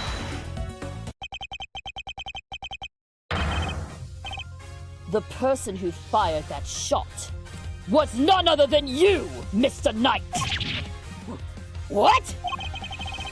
The path from the balloon back through the flag leads directly to the spot you were standing. Okay. But this guy's one of the President's bodyguards! Why the heck would he go around shooting balloons?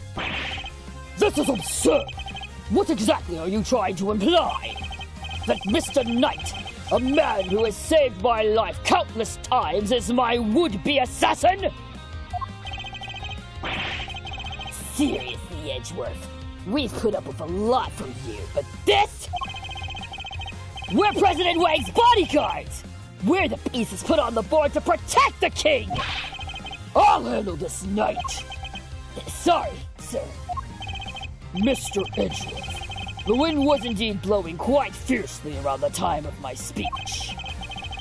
But the wind can pick up and die away in an instant, can it not?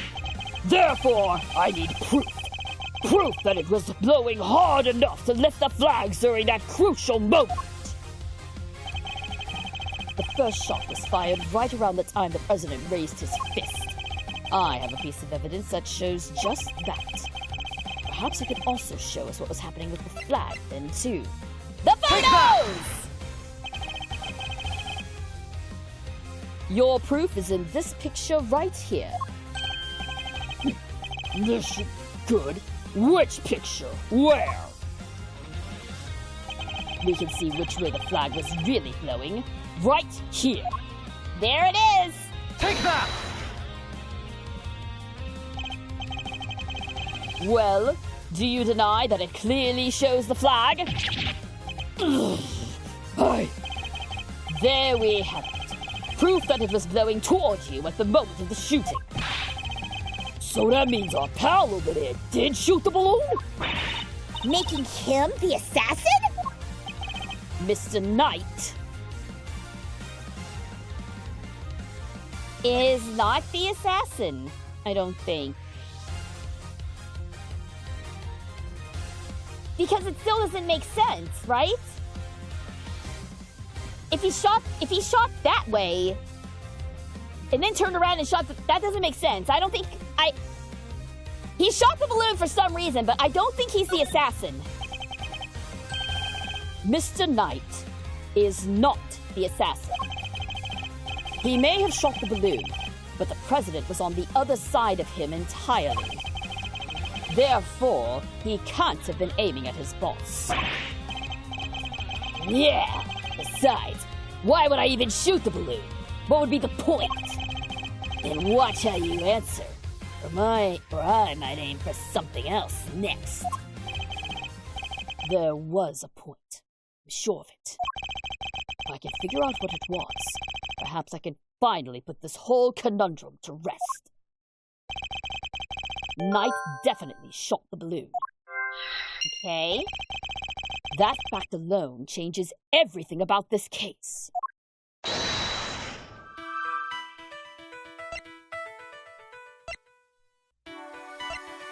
He shot the right side balloon. He couldn't. Wait! He couldn't turn his head right, so he was moved right. He shot the right side balloon. I think it's these two.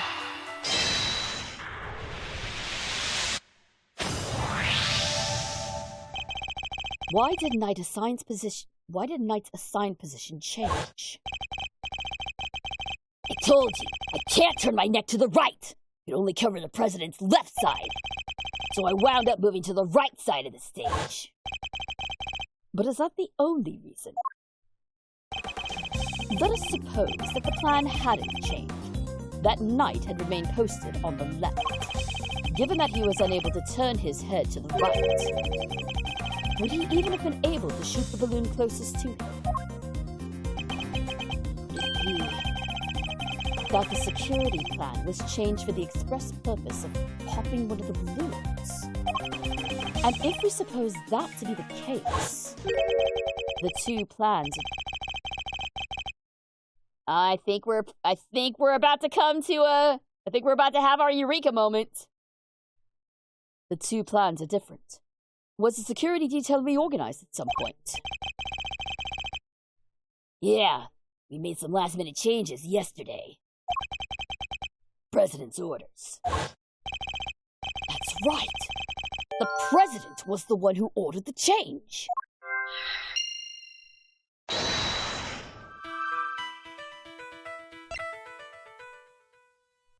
The president was targeted, and the plans were changed Was this whole thing a ruse? Was this whole thing just a ruse? Oh my god! I don't know what's fake and what's reality anymore. If I'm reading things right, the president knew in advance about the balloon shooting, which means he must have had foreknowledge he would be in someone's crosshairs today as well. And if that's true, then everything else that's been bothering me falls neatly into place. How did the shooter get a gun past such heavy security? And why would they then carry out the shooting wearing such a conspicuous item of clothing? Why use a laser sight that would give away their location in an instant? And how did the president suffer no injuries at all, despite a direct hit to his vest? These are the questions that Knight and the president don't want us to consider. There is only one possible reason for Mr. Knight to have fired his gun. To create the illusion of an assassination attempt! What? Huh?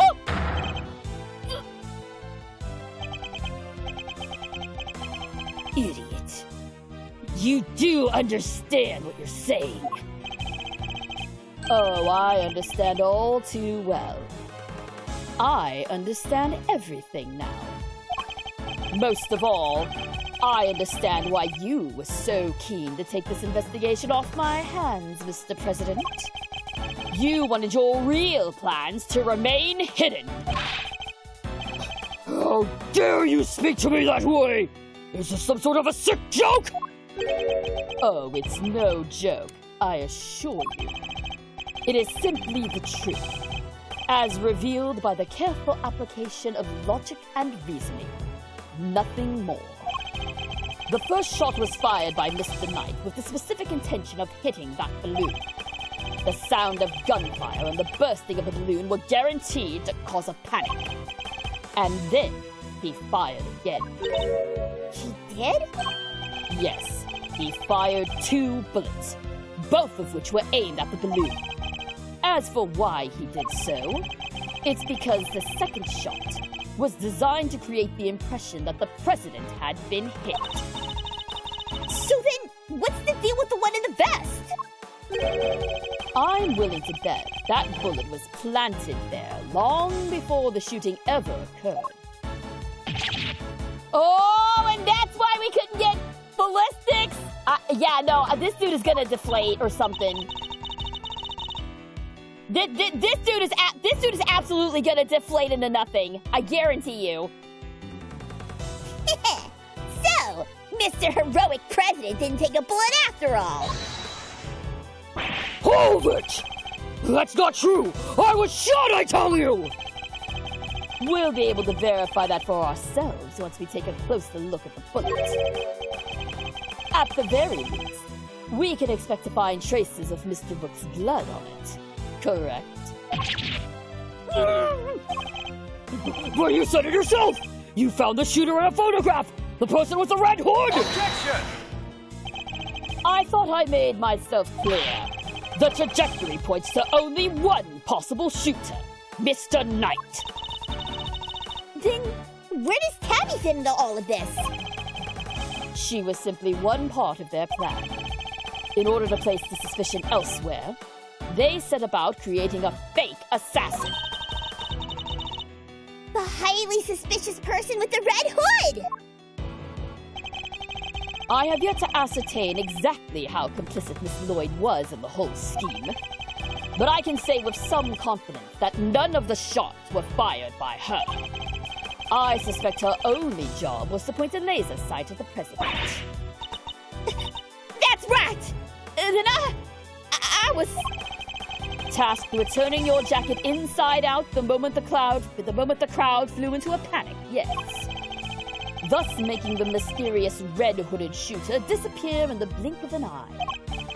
Then, when the gun and the security plan were later found in the trash can, it would have all appeared to have been the work of an assassin so skilled they could vanish into thin air. But then the case would have gone cold! Exactly what our friends here were hoping for. Makes sense now why they wanted you off the case. Indeed. Because the entire affair was a cheap ruse perpetrated by the president himself!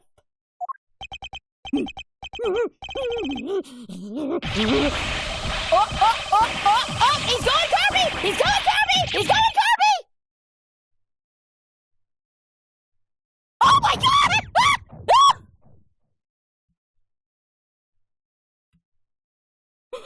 Oh my god! He actually did deflate!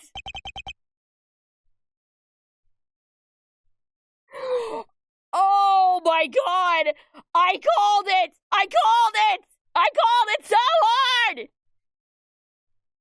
I knew nobody could actually be that ripped in real life! You're not a JoJo! You're nothing but a poser! I cannot believe that. That is incredible. No,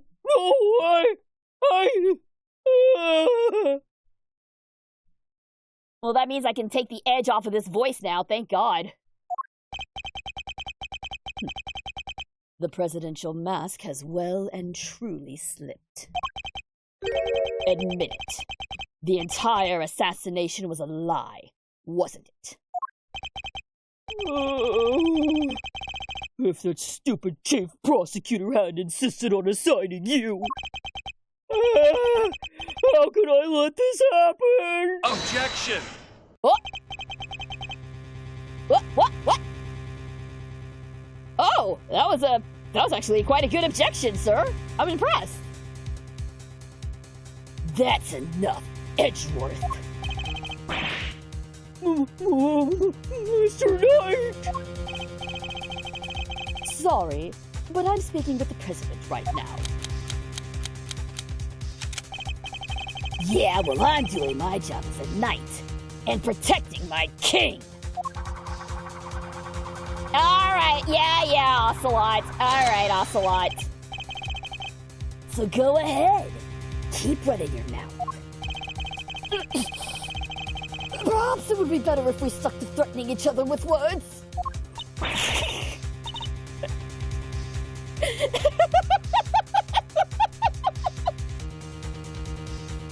I don't know why that's so funny to me. I don't know why that's so funny. He looks like the lion from The Wizard of Oz now. He kind of does. And the way I'm voicing him now, he kind of sounds like the lion, too. He wouldn't! Would he? Nah, I don't need this thing to shut you up. Alright, my move. Question. You claim I fired my gun from on stage. How do you figure I did that in front of a crowd of thousands? An excellent point. Time for my counter move, I suppose. You had a certain something that allowed you to conceal your actions. The attaché case! A certain something, huh? Mighty specific. He hid it behind the stupid briefcase! Take that!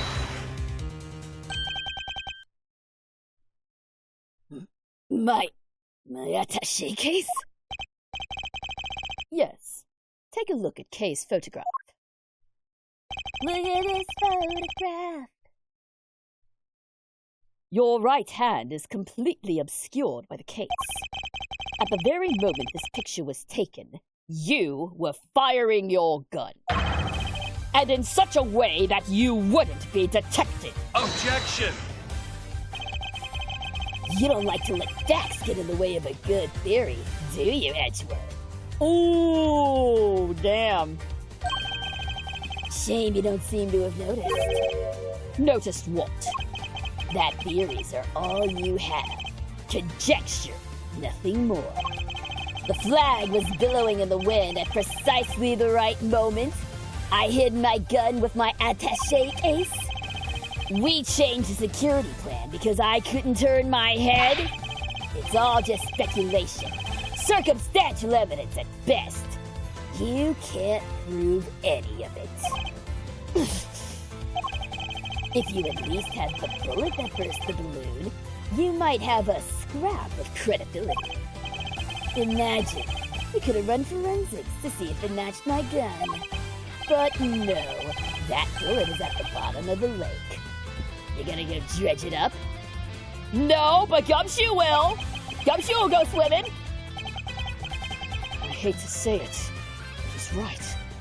I don't have anything concrete. I thought not. Maybe now you can shut your mouth. Who said hold? Oh, it was Tabby! Hold it!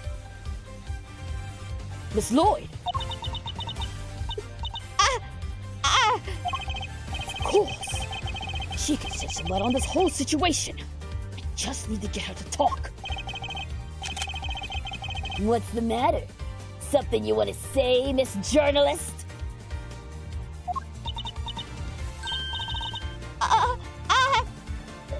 No, never mind.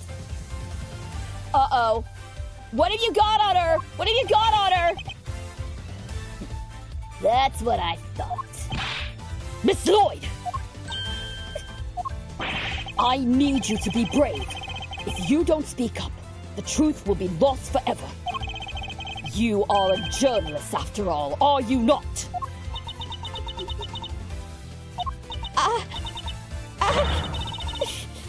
Dang it!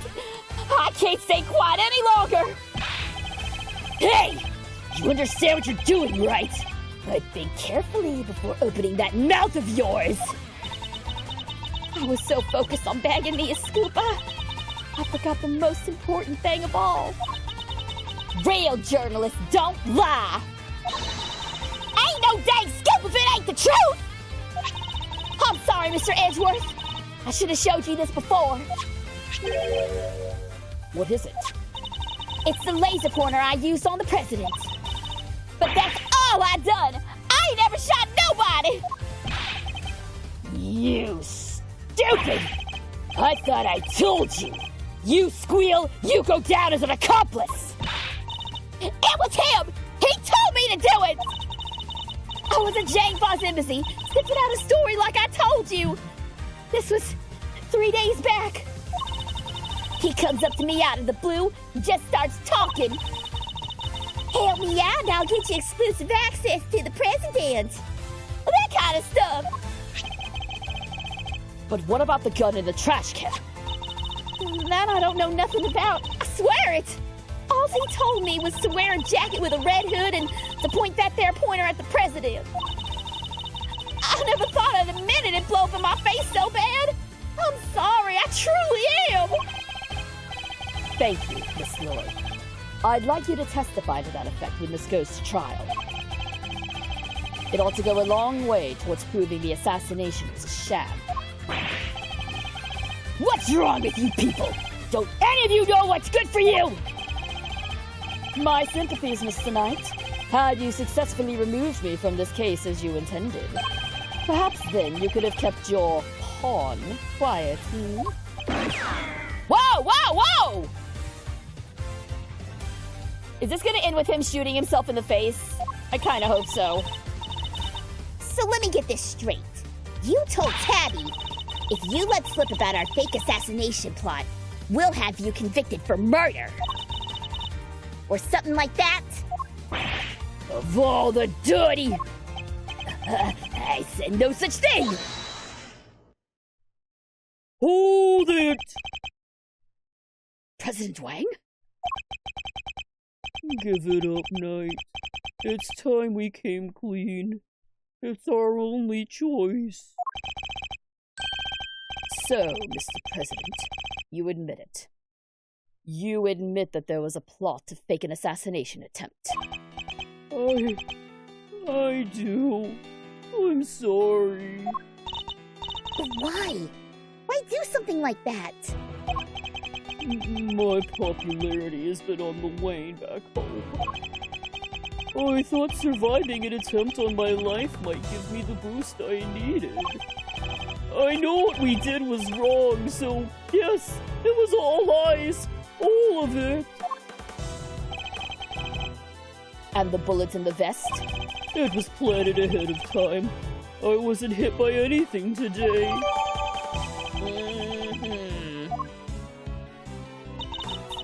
This is all hitting a little close to home.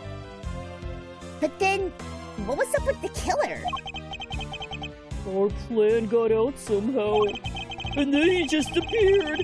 Hell bent on turning our fake assassination into a real one. Hence the red raincoat, I suppose. We hope to get in close enough as the fake assassin to finish the job. There is one thing I don't understand, though. Oh? And what would that be? Why did Rook have to die? If the whole thing was fake, how did he wind up getting killed for real? That's true. And therein lies the real question.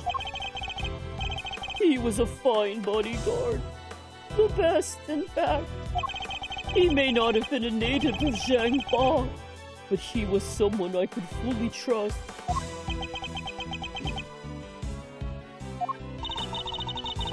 Mr. Rook must have really been something to gain. Mr. Rook must have really been something to gain the trust of someone who'd hide from his own shadow. Sounds like he was as trustworthy to the president as I am to you. Huh, sir? I believe that's for me to say, Detective, not you. No! Be nice! Be nice! You trust Gumshoe! Come on! You behave yourself, Edgeworth! Mr. Rook must have known about the plan too, then, correct? Well, he wasn't aware of any specific details, so not really. I tried to involve him, but he refused. And you would have done well to listen to him. This is a tragedy. The life of a good man has been wasted. What was so great about him, anyway? What's going into him? He was just another piece on the board, there to protect you. Nothing more. Mr. Knight, how could you? Who was it that actually went along with your plan? Huh, Mr. President? While that pious coward backed down when you needed him to step up the most. I value your support too, of course, but... Look, I'm your chief bodyguard now.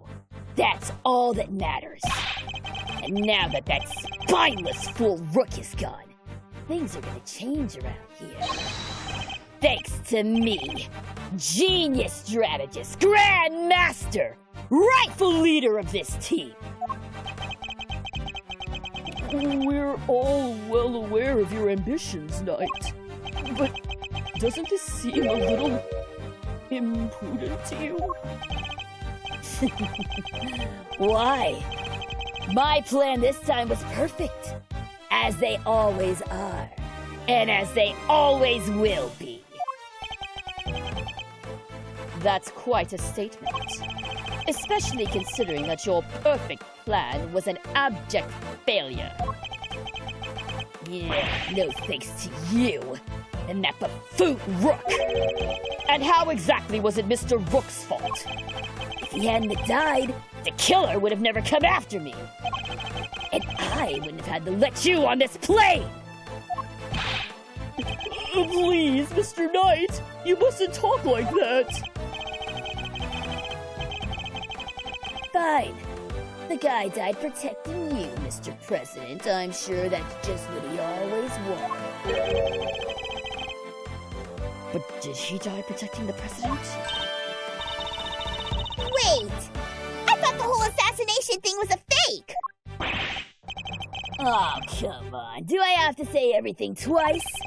We planned a fake assassination, but somebody else came along and tried to make it real. 2 shots were fired, remember? Like you said, Edgeworth, one of them was the bullet I shot through that balloon. But the second? That wasn't me. Oh, really? Then who did fire it? the real assassin, but not the killer. His plan was to come after the president with a knife. No, the most likely suspect here is the piece cowering quietly in the corner. Our lily white queen over there. Miss Lloyd? Again with this? I'm not your dang assassin! Is that really true? I, for one, don't believe it. My audio peaked. Sorry about that. A gun in the trash can? It can only belong to you! And what makes you so sure of that, sir?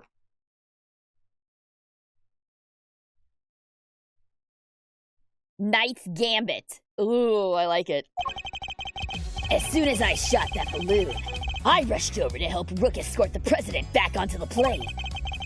I left Rook here in this room, while I secured the president in the safe room. When I came back out, Rook was lying there on the ground. Miss Journalist must have shot Rook while we were escorting the president off stage. That single killer shot was fired by the gun you found in the trash can. Wrong. There were two. There were two. How quickly we forget. So you don't actually know when the victim was struck by the bullet, do you? The knight doesn't protect the Rook, Edgeworth. He protects the king. You want to translate? He means that his only concern was protecting the president. Lose the king, and you lose the game. Isn't that the first rule of chess? But a win in which a key piece is sacrificed is a hollow victory indeed. Doesn't matter! It's still a victory! I kept the president safe. I win! Well, it's a bit early to be calling our little match in any case. For this is where our real battle begins. All right. I got you, you punk.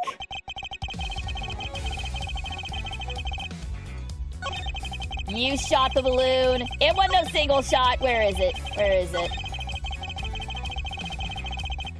That single killer shot? No, no, no. It was 2 spent bullets, not 1. Objection! Objection!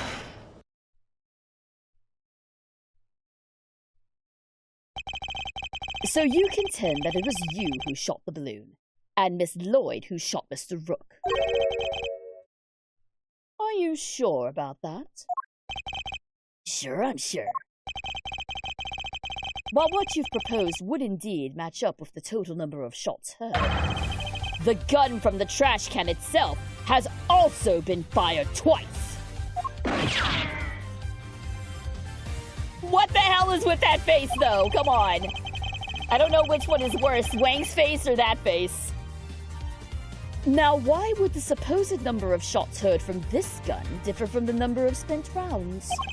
It's simple. Because it was planted. Planted by the real perpetrator of the crime. Somebody faked the evidence? Yes. And if you think about it, their reason for doing so is obvious. To ensure that whoever found the gun would conclude that the shooter had been in the spectator area. And in order to do that, they had to make it seem as if both shots came from this one weapon. Oh, I get it. So that's why it's got 2 spin rounds, huh? Precisely. As we have already proven, the bullet that burst the balloon came from a different weapon. Which makes it entirely possible that the bullet which killed Mr. Rook didn't come from this gun either. Nice work, Edgeworth. That's some high-grade sleuthing. But why don't you get to the point? You've come this far. Spit it out! Oh, I intend to, don't worry. The person who really shot Mr. Rook. It was you! You, Mr. Knight. You're the one who murdered Mr. Rook. Ooh, finally got up the courage to say it, huh? Oh, surely not! Surely you wouldn't have! It wasn't only the killer who tried to take advantage of this fake murder plot. You killed Mr. Rook, hoping that he would look like an accidental victim of the bungled assassination. With the president locked away in the safe room and the door of the airplane tightly closed, it was just you and Mr. Rook, alone, together. And that was when the third bullet was fired, right into your colleague's body. Objection! Wait, you're really gonna claim there's a third one now? You just said only 2 gunshots were heard. You wanna tell me how that works? Objection! Airplane cabins are practically soundproof, Mr. Knight. If you close the door, nothing can be heard from the outside, not even gunfire. But wasn't the president right next door? Very true. Which means he may have heard the shot himself. Well, Mr. President? I didn't hear anything. But you can observe this room through your security feed, can you not? The camera in this room isn't normally on. I have to manually switch it on when I enter the safe room. And that's what you did this time too, right? Well, that is... What's gotten into him? Mr. President, this is vitally important.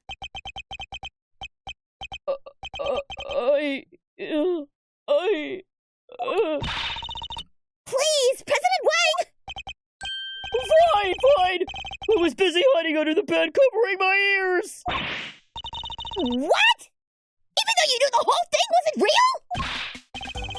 Yes! Because I hate the sound of guns! Just the slightest hint of that awful noise and...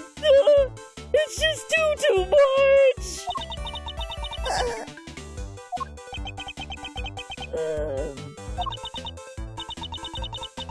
Ooh. That bear's sadder than a pot of overcooked crawfish.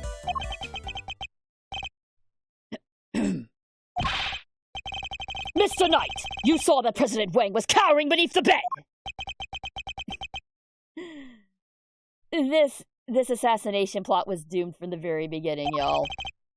And what's more, you knew from the monitor bank that the security camera for this room hasn't been switched on. Which means you knew that the circumstances were perfect for you to fire the third shot straight at Mr. Rook. Knight?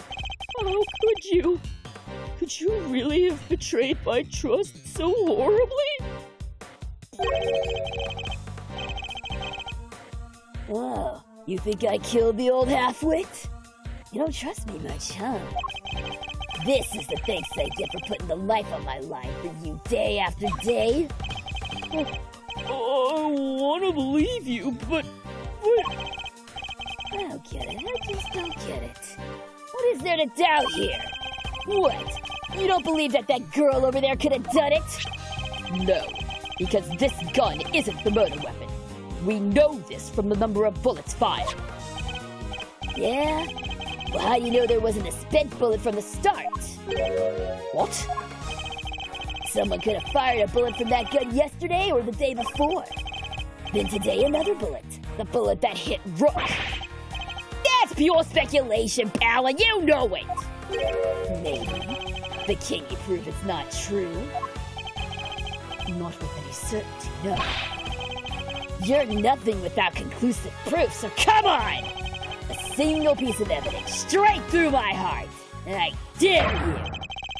Well, what are you waiting for? There must be something! Mustn't there, Mr. Edgeworth? If we can't prove it, Tabby's...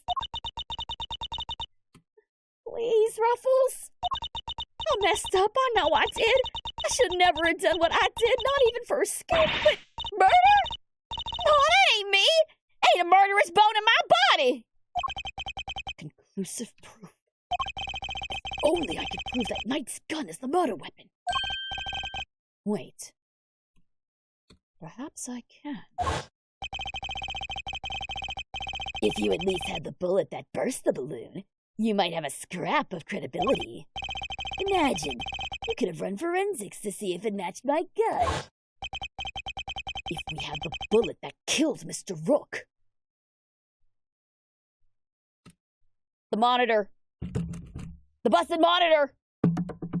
It's the busted monitor. It's gotta be. It's gotta be. The bullet went through him and busted the monitor, and then the plushie was put there to distract us. That's gotta be it. That's gotta be it. Forensics could tell us which gun it was fired from.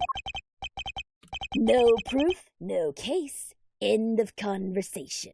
Objection! Hold it right there!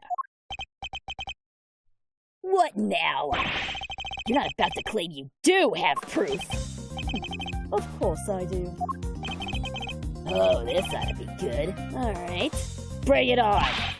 Show me this proof of yours. The bullet that killed Mr. Rook is the key to ending our little game. Very well. My conclusive evidence is... Technically, we don't have it yet. Not currently in my possession. All right, then. Thanks for playing, folks, but that's game over. However, it is here in this room. What? As we know, the bullet that killed Mr. Rook passed through his body.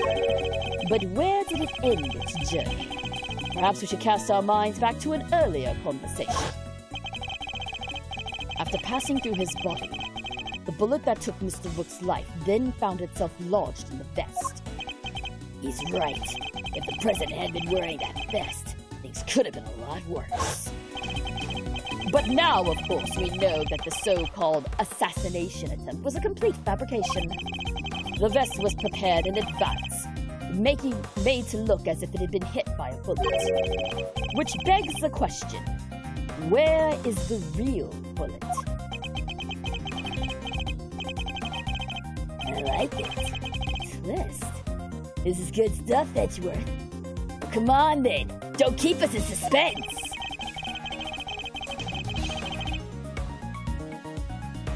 Does any of the evidence match up? Do we actually have the... Ah! Got it! There is something very clearly missing from this room. Yes. A prosecutor with some common sense. Take a look at the bank of security monitors. Oh! I see you've caught on, Mr. President. Splendid. There are screens here showing views from all around this airplane, inside and out. The only external angle not covered is the right-hand side of the aircraft. And that's because one of the monitors is missing. There was a monitor in that space previously, wasn't there, Mr. President? Oh, there was. I have no idea what my plushie's doing there now, though. It appears to be someone's vain attempt to hide what is obviously lacking. But where did it go, and why? The why is easy enough to answer, because it was struck by a bullet. For if we were to believe that the bullet in the vest was the real deal, then anything that hinted at the existence of another bullet had to be removed. So where did the missing monitor go? Where indeed? I believe that it must be hidden somewhere on this plane. After all, there wouldn't have been time to dispose of it outside the aircraft. Detective Gumshoe, conduct a search if you would. Right away, sir! Mr. President! Extraterritoriality! Remember? I have no objection to the search. Please go ahead. If it'll help us discover the truth behind what happened to Rook, I will not stand in your way. What are you? I don't believe this! Rook this, rook that! Don't you ever think about anybody else! The search has been authorized, Detective, if you wouldn't mind. Get after it, Gumshoe! Sir, I found the monitor! Excellent work. Now go ahead and extract the bullet. Let's see. Put my hand in here and just. Come on. I got it! Well, would you look at that? Blood. This is the bullet that killed Mr. Rook. There's no doubt about that. Oh, we got him. We so got him. And there you have it, Mr. Knight. The single piece of evidence you requested. Straight through your heart. Even you must now admit if the bullet didn't come from the spectator area gun, Then Miss Lloyd cannot be Mr. Rook's killer. Yeah, we haven't gotten a breakdown yet. what? No pity comeback? Detective, have forensics analyze this bullet for Detective, have forensics analyze this bullet for striations. Compare them to the gun we found. Yes, sir. We'll get the evidence you need. You can count on it.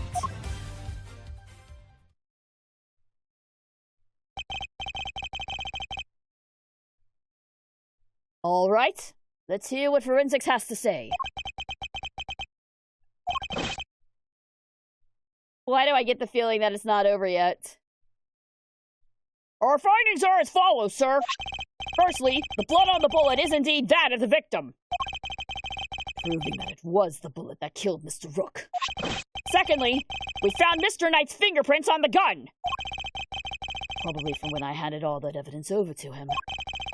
Now for the key part, the striations. If they're not a match, then Miss Lloyd is in the clear.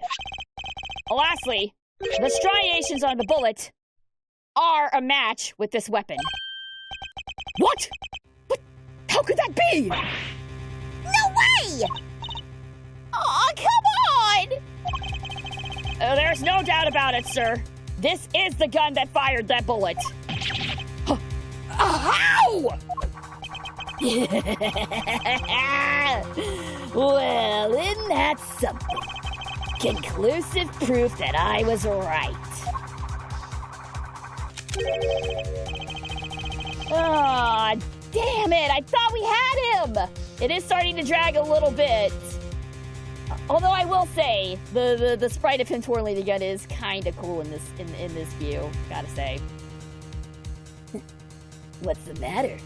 You didn't think you had me backed into a corner, did you? Guess you misread the board. Because the only one backed into a corner here is you. Alright, come on. There's no denying it. Forensics proved that the gun and the bullet are a match. The bullet that killed Rook was fired from the gun you found in the spectator area. So, who pulled the trigger? It can't have been me. I was up on stage. Which leaves your little friend. That hack killed Rook. She's the murderer. And you just proved it. Your move, Edgeworth.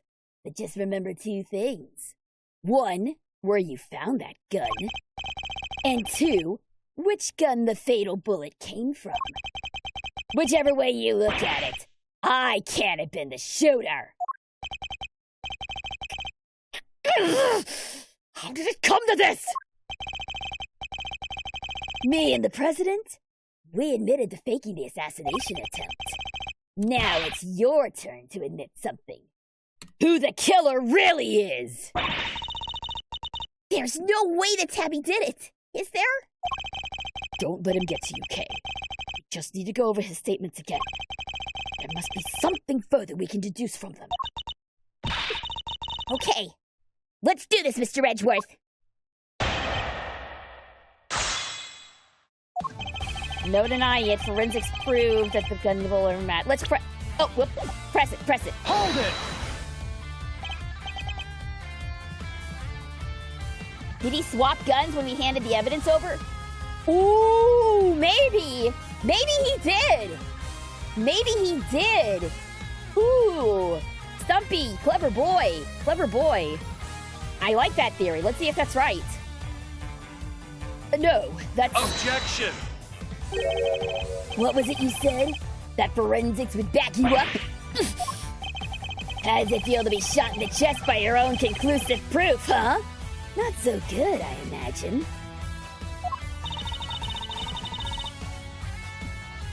The bullet and the gun are a match, Mr. Edgeworth. That kinda has to mean that Tabby pulled the trigger, no? Even so, I simply cannot accept that. But sir, there's no denying the evidence. There isn't. So what am I missing? If I assume Miss Lloyd to be innocent, then the gun and the bullet shouldn't be a match. What is it, Kay? I was just thinking, if the evidence points to something that doesn't seem possible, then maybe there's something wrong with it. You're asking me to call the evidence into question? Well, there's no way Tabby did this, right? So if the evidence says that she did it, then the problem must lie there.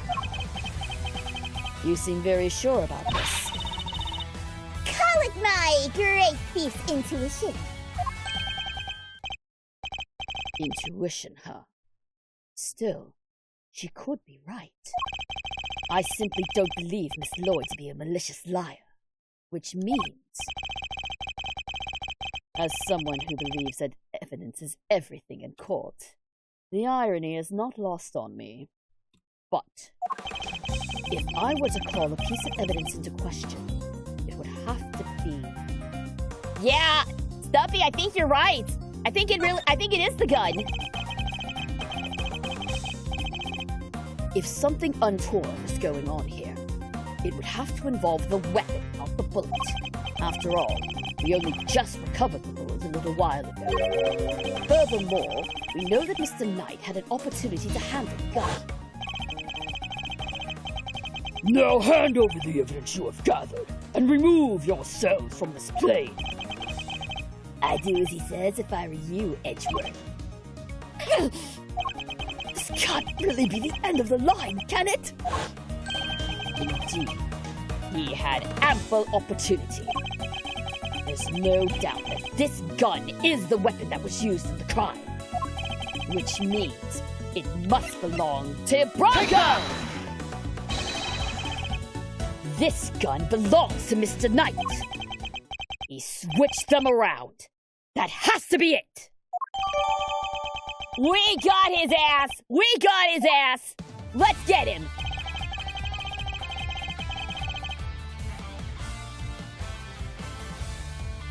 The bullet that killed Rick was fired from the gun? No, sir! It was fired from your gun! Objection! Objection! Admit it! You switched the guns, didn't you, Mr. Knight? That's why the markings match the weapon in question. It was yours all along. An intriguing move there, Edgeworth. And you must have made the switch when I handed over the evidence. While I was busy trying to make the case for remaining on the investigation, you took the laser sight from the gun we found in the trash can and put it on your own. Then not long afterwards, you handed that gun back to me instead of the one we found. I did, huh? You think I somehow knew you'd find, let alone run forensics on that bullet sometime in the future? Is that so strange? You're a chess player, after all. A man well used to thinking several moves ahead. Just shoot yourself in the face and get it over with, dude. Come on. Oh, I'm flattered. Bet as much as it pains me to admit it, you're overestimating my abilities. Besides, do you even have any proof that I made the switch? All right, come on now. Come on now. The gun is the same model as mine. Weird, sure, but it's just a coincidence. And look, there's a laser sight attached. Also, take a look in the cylinder. 2 spent bullets. Just what we'd expect to see. So what proof do you have that I switched the original gun out for mine, huh? None! That's what!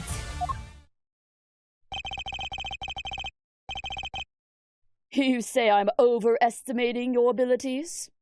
You surprise me. What can I say? I'm a modest guy. More modest than you, that's for sure. Everywhere except at the chessboard, that is. Well, I don't see a chessboard here, do you? No, because it's all in your head. A shame. Still, guess that gives you a nice excuse. I didn't mess up. I just didn't have the right evidence. I don't think I'll be the one making excuses. Rather, I didn't mess up. They just got lucky with the evidence will be your excuse, I'd imagine. All right. We gotta find something here. We gotta find something here. Let's press everything. Hold it! A coincidence, you say? Or was it a necessity? It can't be both, pal! Oh, sure it can. We bodyguards need to protect the president. And the girl needed to use a gun. But she probably doesn't know a whole lot about them. It's not so far-fetched for her to pick something she's heard of that we also happen to use. Okay, but why a revolver? Why is that your go-to gun? It's probably something to do with its ease of use. No spent casings to chase down, for example. Exactly. The perfect tool for a job where you can't afford to fail. Or don't know what you're doing. Still, coincidence, necessity. Doesn't make a whole lot of difference either way. Alright, press the laser sight. There was no laser sight because you swapped it on there! Put up or shut up, Edgeworth! Where's your evidence? Well, that is... Don't go making accusations you can't back up. Or did your daddy never teach you that? You keep my father out of this, you asshole! As it stands, the facts are in my favor here. Take a look in the cylinder. 2 spent bullets. Hold it! I've been meaning to ask, actually. What about your own weapon? How many spent bullets are in its cylinder? Oh, this old girl here? Well, now.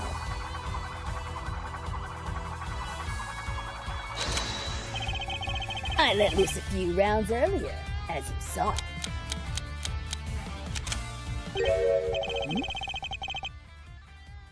He reloads his gun every time he fires it.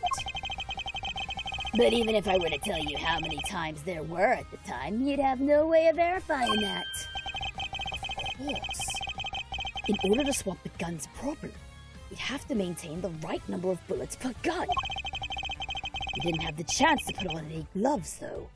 Which means he unloaded the whole thing! I think it's about time you did the right thing and resigned, don't you? Game's all but done, see?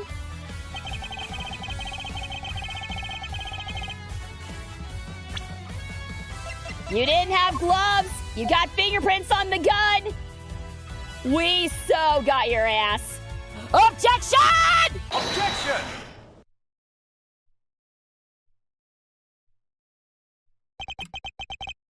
I have your proof right here.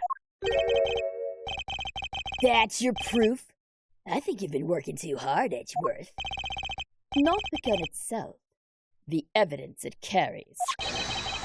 Evidence that will prove once and for all that it does, in fact, belong to you. Oh, I'm looking forward to this. Go ahead, make your move. What's about to come into play? The rook? The bishop?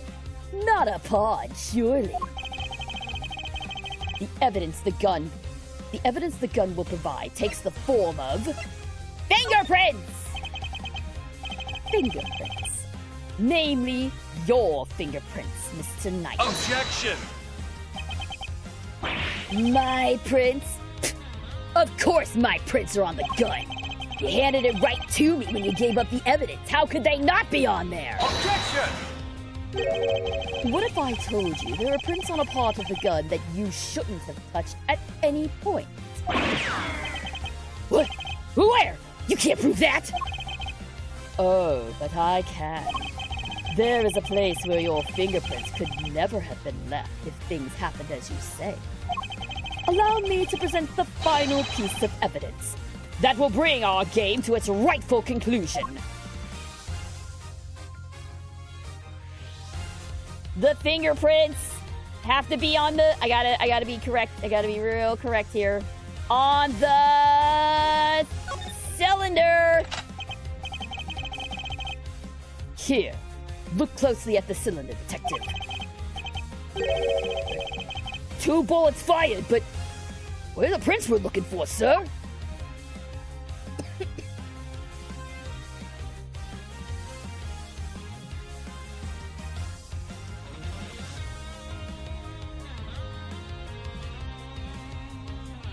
Would it be on the bullets themselves? Yeah, there we go. We got it. You did indeed switch the guns when I handed you the evidence. But if that were all you had done, your deception would be easily detected. Because the number of bullets fired by each gun was different. There were 2 spent bullets in the gun we found. Yeah! But what about Mr. Knight's gun? We know that he fired 2 bullets from the stage into the balloon. And he fired another bullet into Mr. Rook, ending his life. So 3 bullets in total, plus the few odd ones he let loose in shock during our little game. And after each shot, he reloaded his gun out of habit. With his bare hand, of course. Officer, where exactly were Mr. Knight's fingerprints found? The one you mentioned in your report. Sir, they were found on the exterior of the weapon, but also on the bullets themselves. I'm not sure they could have gotten there just from me handing you the evidence, Mr. Knight.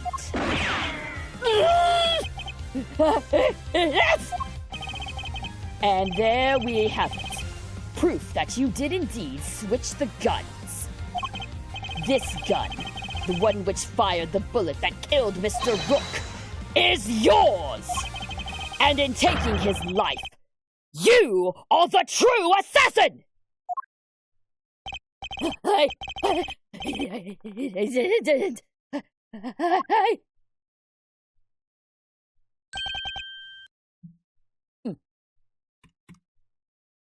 Checkmate. Ow,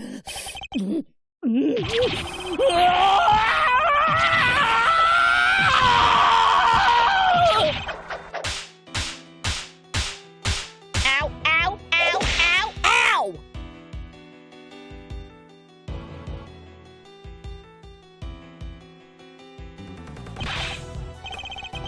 That has gotta hurt.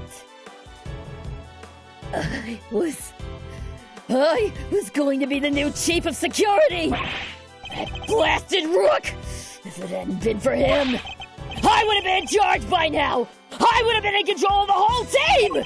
My plan was perfect! The fake assassination was supposed to be flawless!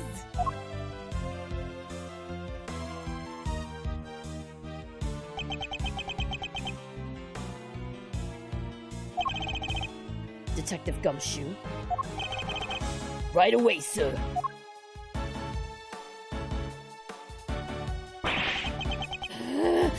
Curse you, Edgeworth! Our game isn't over yet!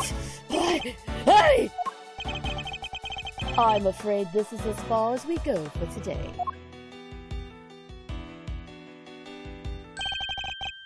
The next moves we play will be in the courtroom. It's not fair! It's not fair!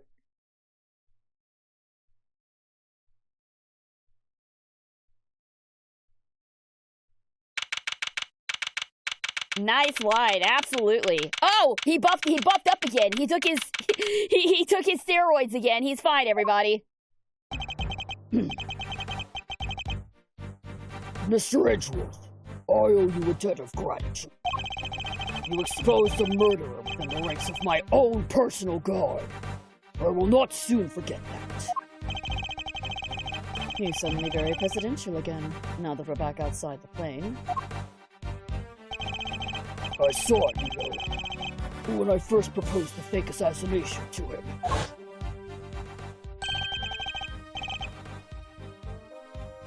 You want me to handle it, not Rook? Rook refused, but I can rely on you, can't I? Of course, sir. You can count on me. I'll put together a plan that can't possibly fail.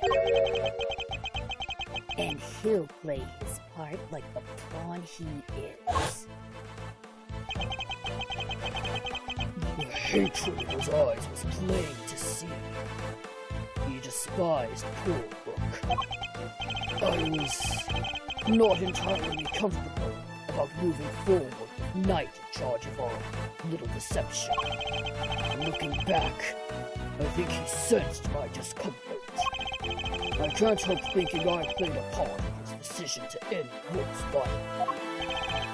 Mr. President, none of this would have happened if you hadn't plotted to fake an attempt on your life. That was your crime. And it is a crime you will have to live with. You were right. I can only apologize for the part I played. And I will no doubt be made to pay for my actions, in one way or another. But I thank you, nonetheless.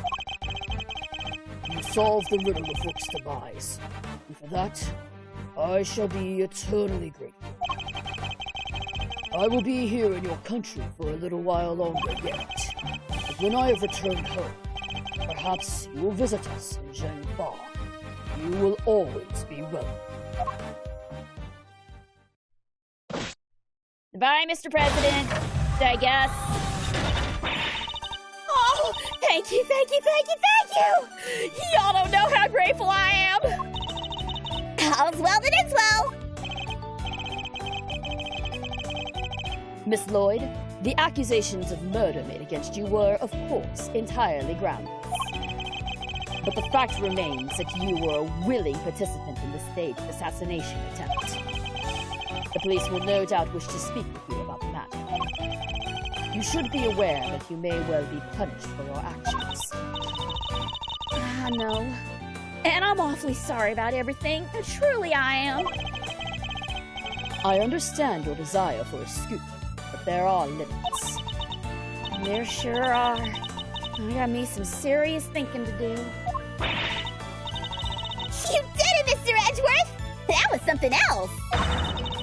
Local prosecutor solves assassination conundrum. Earns eternal gratitude of president. How's that for a headline? Hey! But there's my department! Mr. Prosecutor, how's it feel to solve such an important case? You must be over the moon! It certainly doesn't stay down for long. No comment. Ah, dang! You're one tight-lipped son of a gun. As well I should be. This case is not over yet. It isn't? How come, sir? Because until we unravel the story behind this case will never be completely over. The story behind this. Oh! I bet I know what it is. Take that!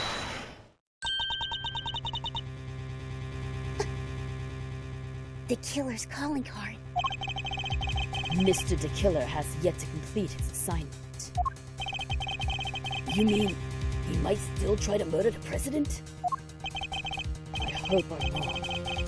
But if I'm not, this could all blow up into something more sinister yet. As one would expect with the attempted assassination of a president, the case was all over the news.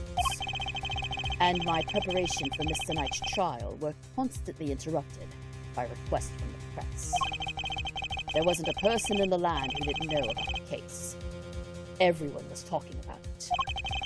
But in the midst of the frenzy that followed, nobody noticed that this was only the first move in a game far bigger than any of us could have imagined. And with that, we bring an end to Turnabout Trigger. Ooh, I like that stinger music. I like that stinger music. That's good. That's good. All right. And with that, we are done with episode 1. It did drag there near the end, but I just want to say, if that is the weakest case in this whole game, oh my god, this is peak. This is gonna be peak, y'all. If that was the weakest case in this game, this is gonna be so good. I need to stop hitting my desk.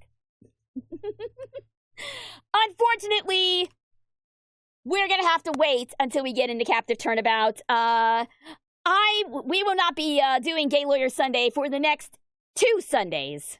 One Sunday I have an engagement that I am working on, and next Sunday is going to be that's not an angry face. Next Sunday is going to be a collaboration. I am going to be playing something different with some friends, and you guys will find out more about that when I post my schedule tomorrow. But I hope you guys are looking forward to it. I know I am. It's going to be really fun. It's going to be really fun. I've been looking forward to this, so I hope you guys enjoy our fun little game that we're going to be playing next Sunday. Look forward to it. Until then, however, that's going to do it for tonight. Hope you guys had fun. Very excited to be continuing this game later, but it'll be a few weeks. So look forward to it until then. For now, this is SGG signing off. Stay super, and I will see you guys tomorrow night for more Paper Mario 1000 Year Door. Until then, so long!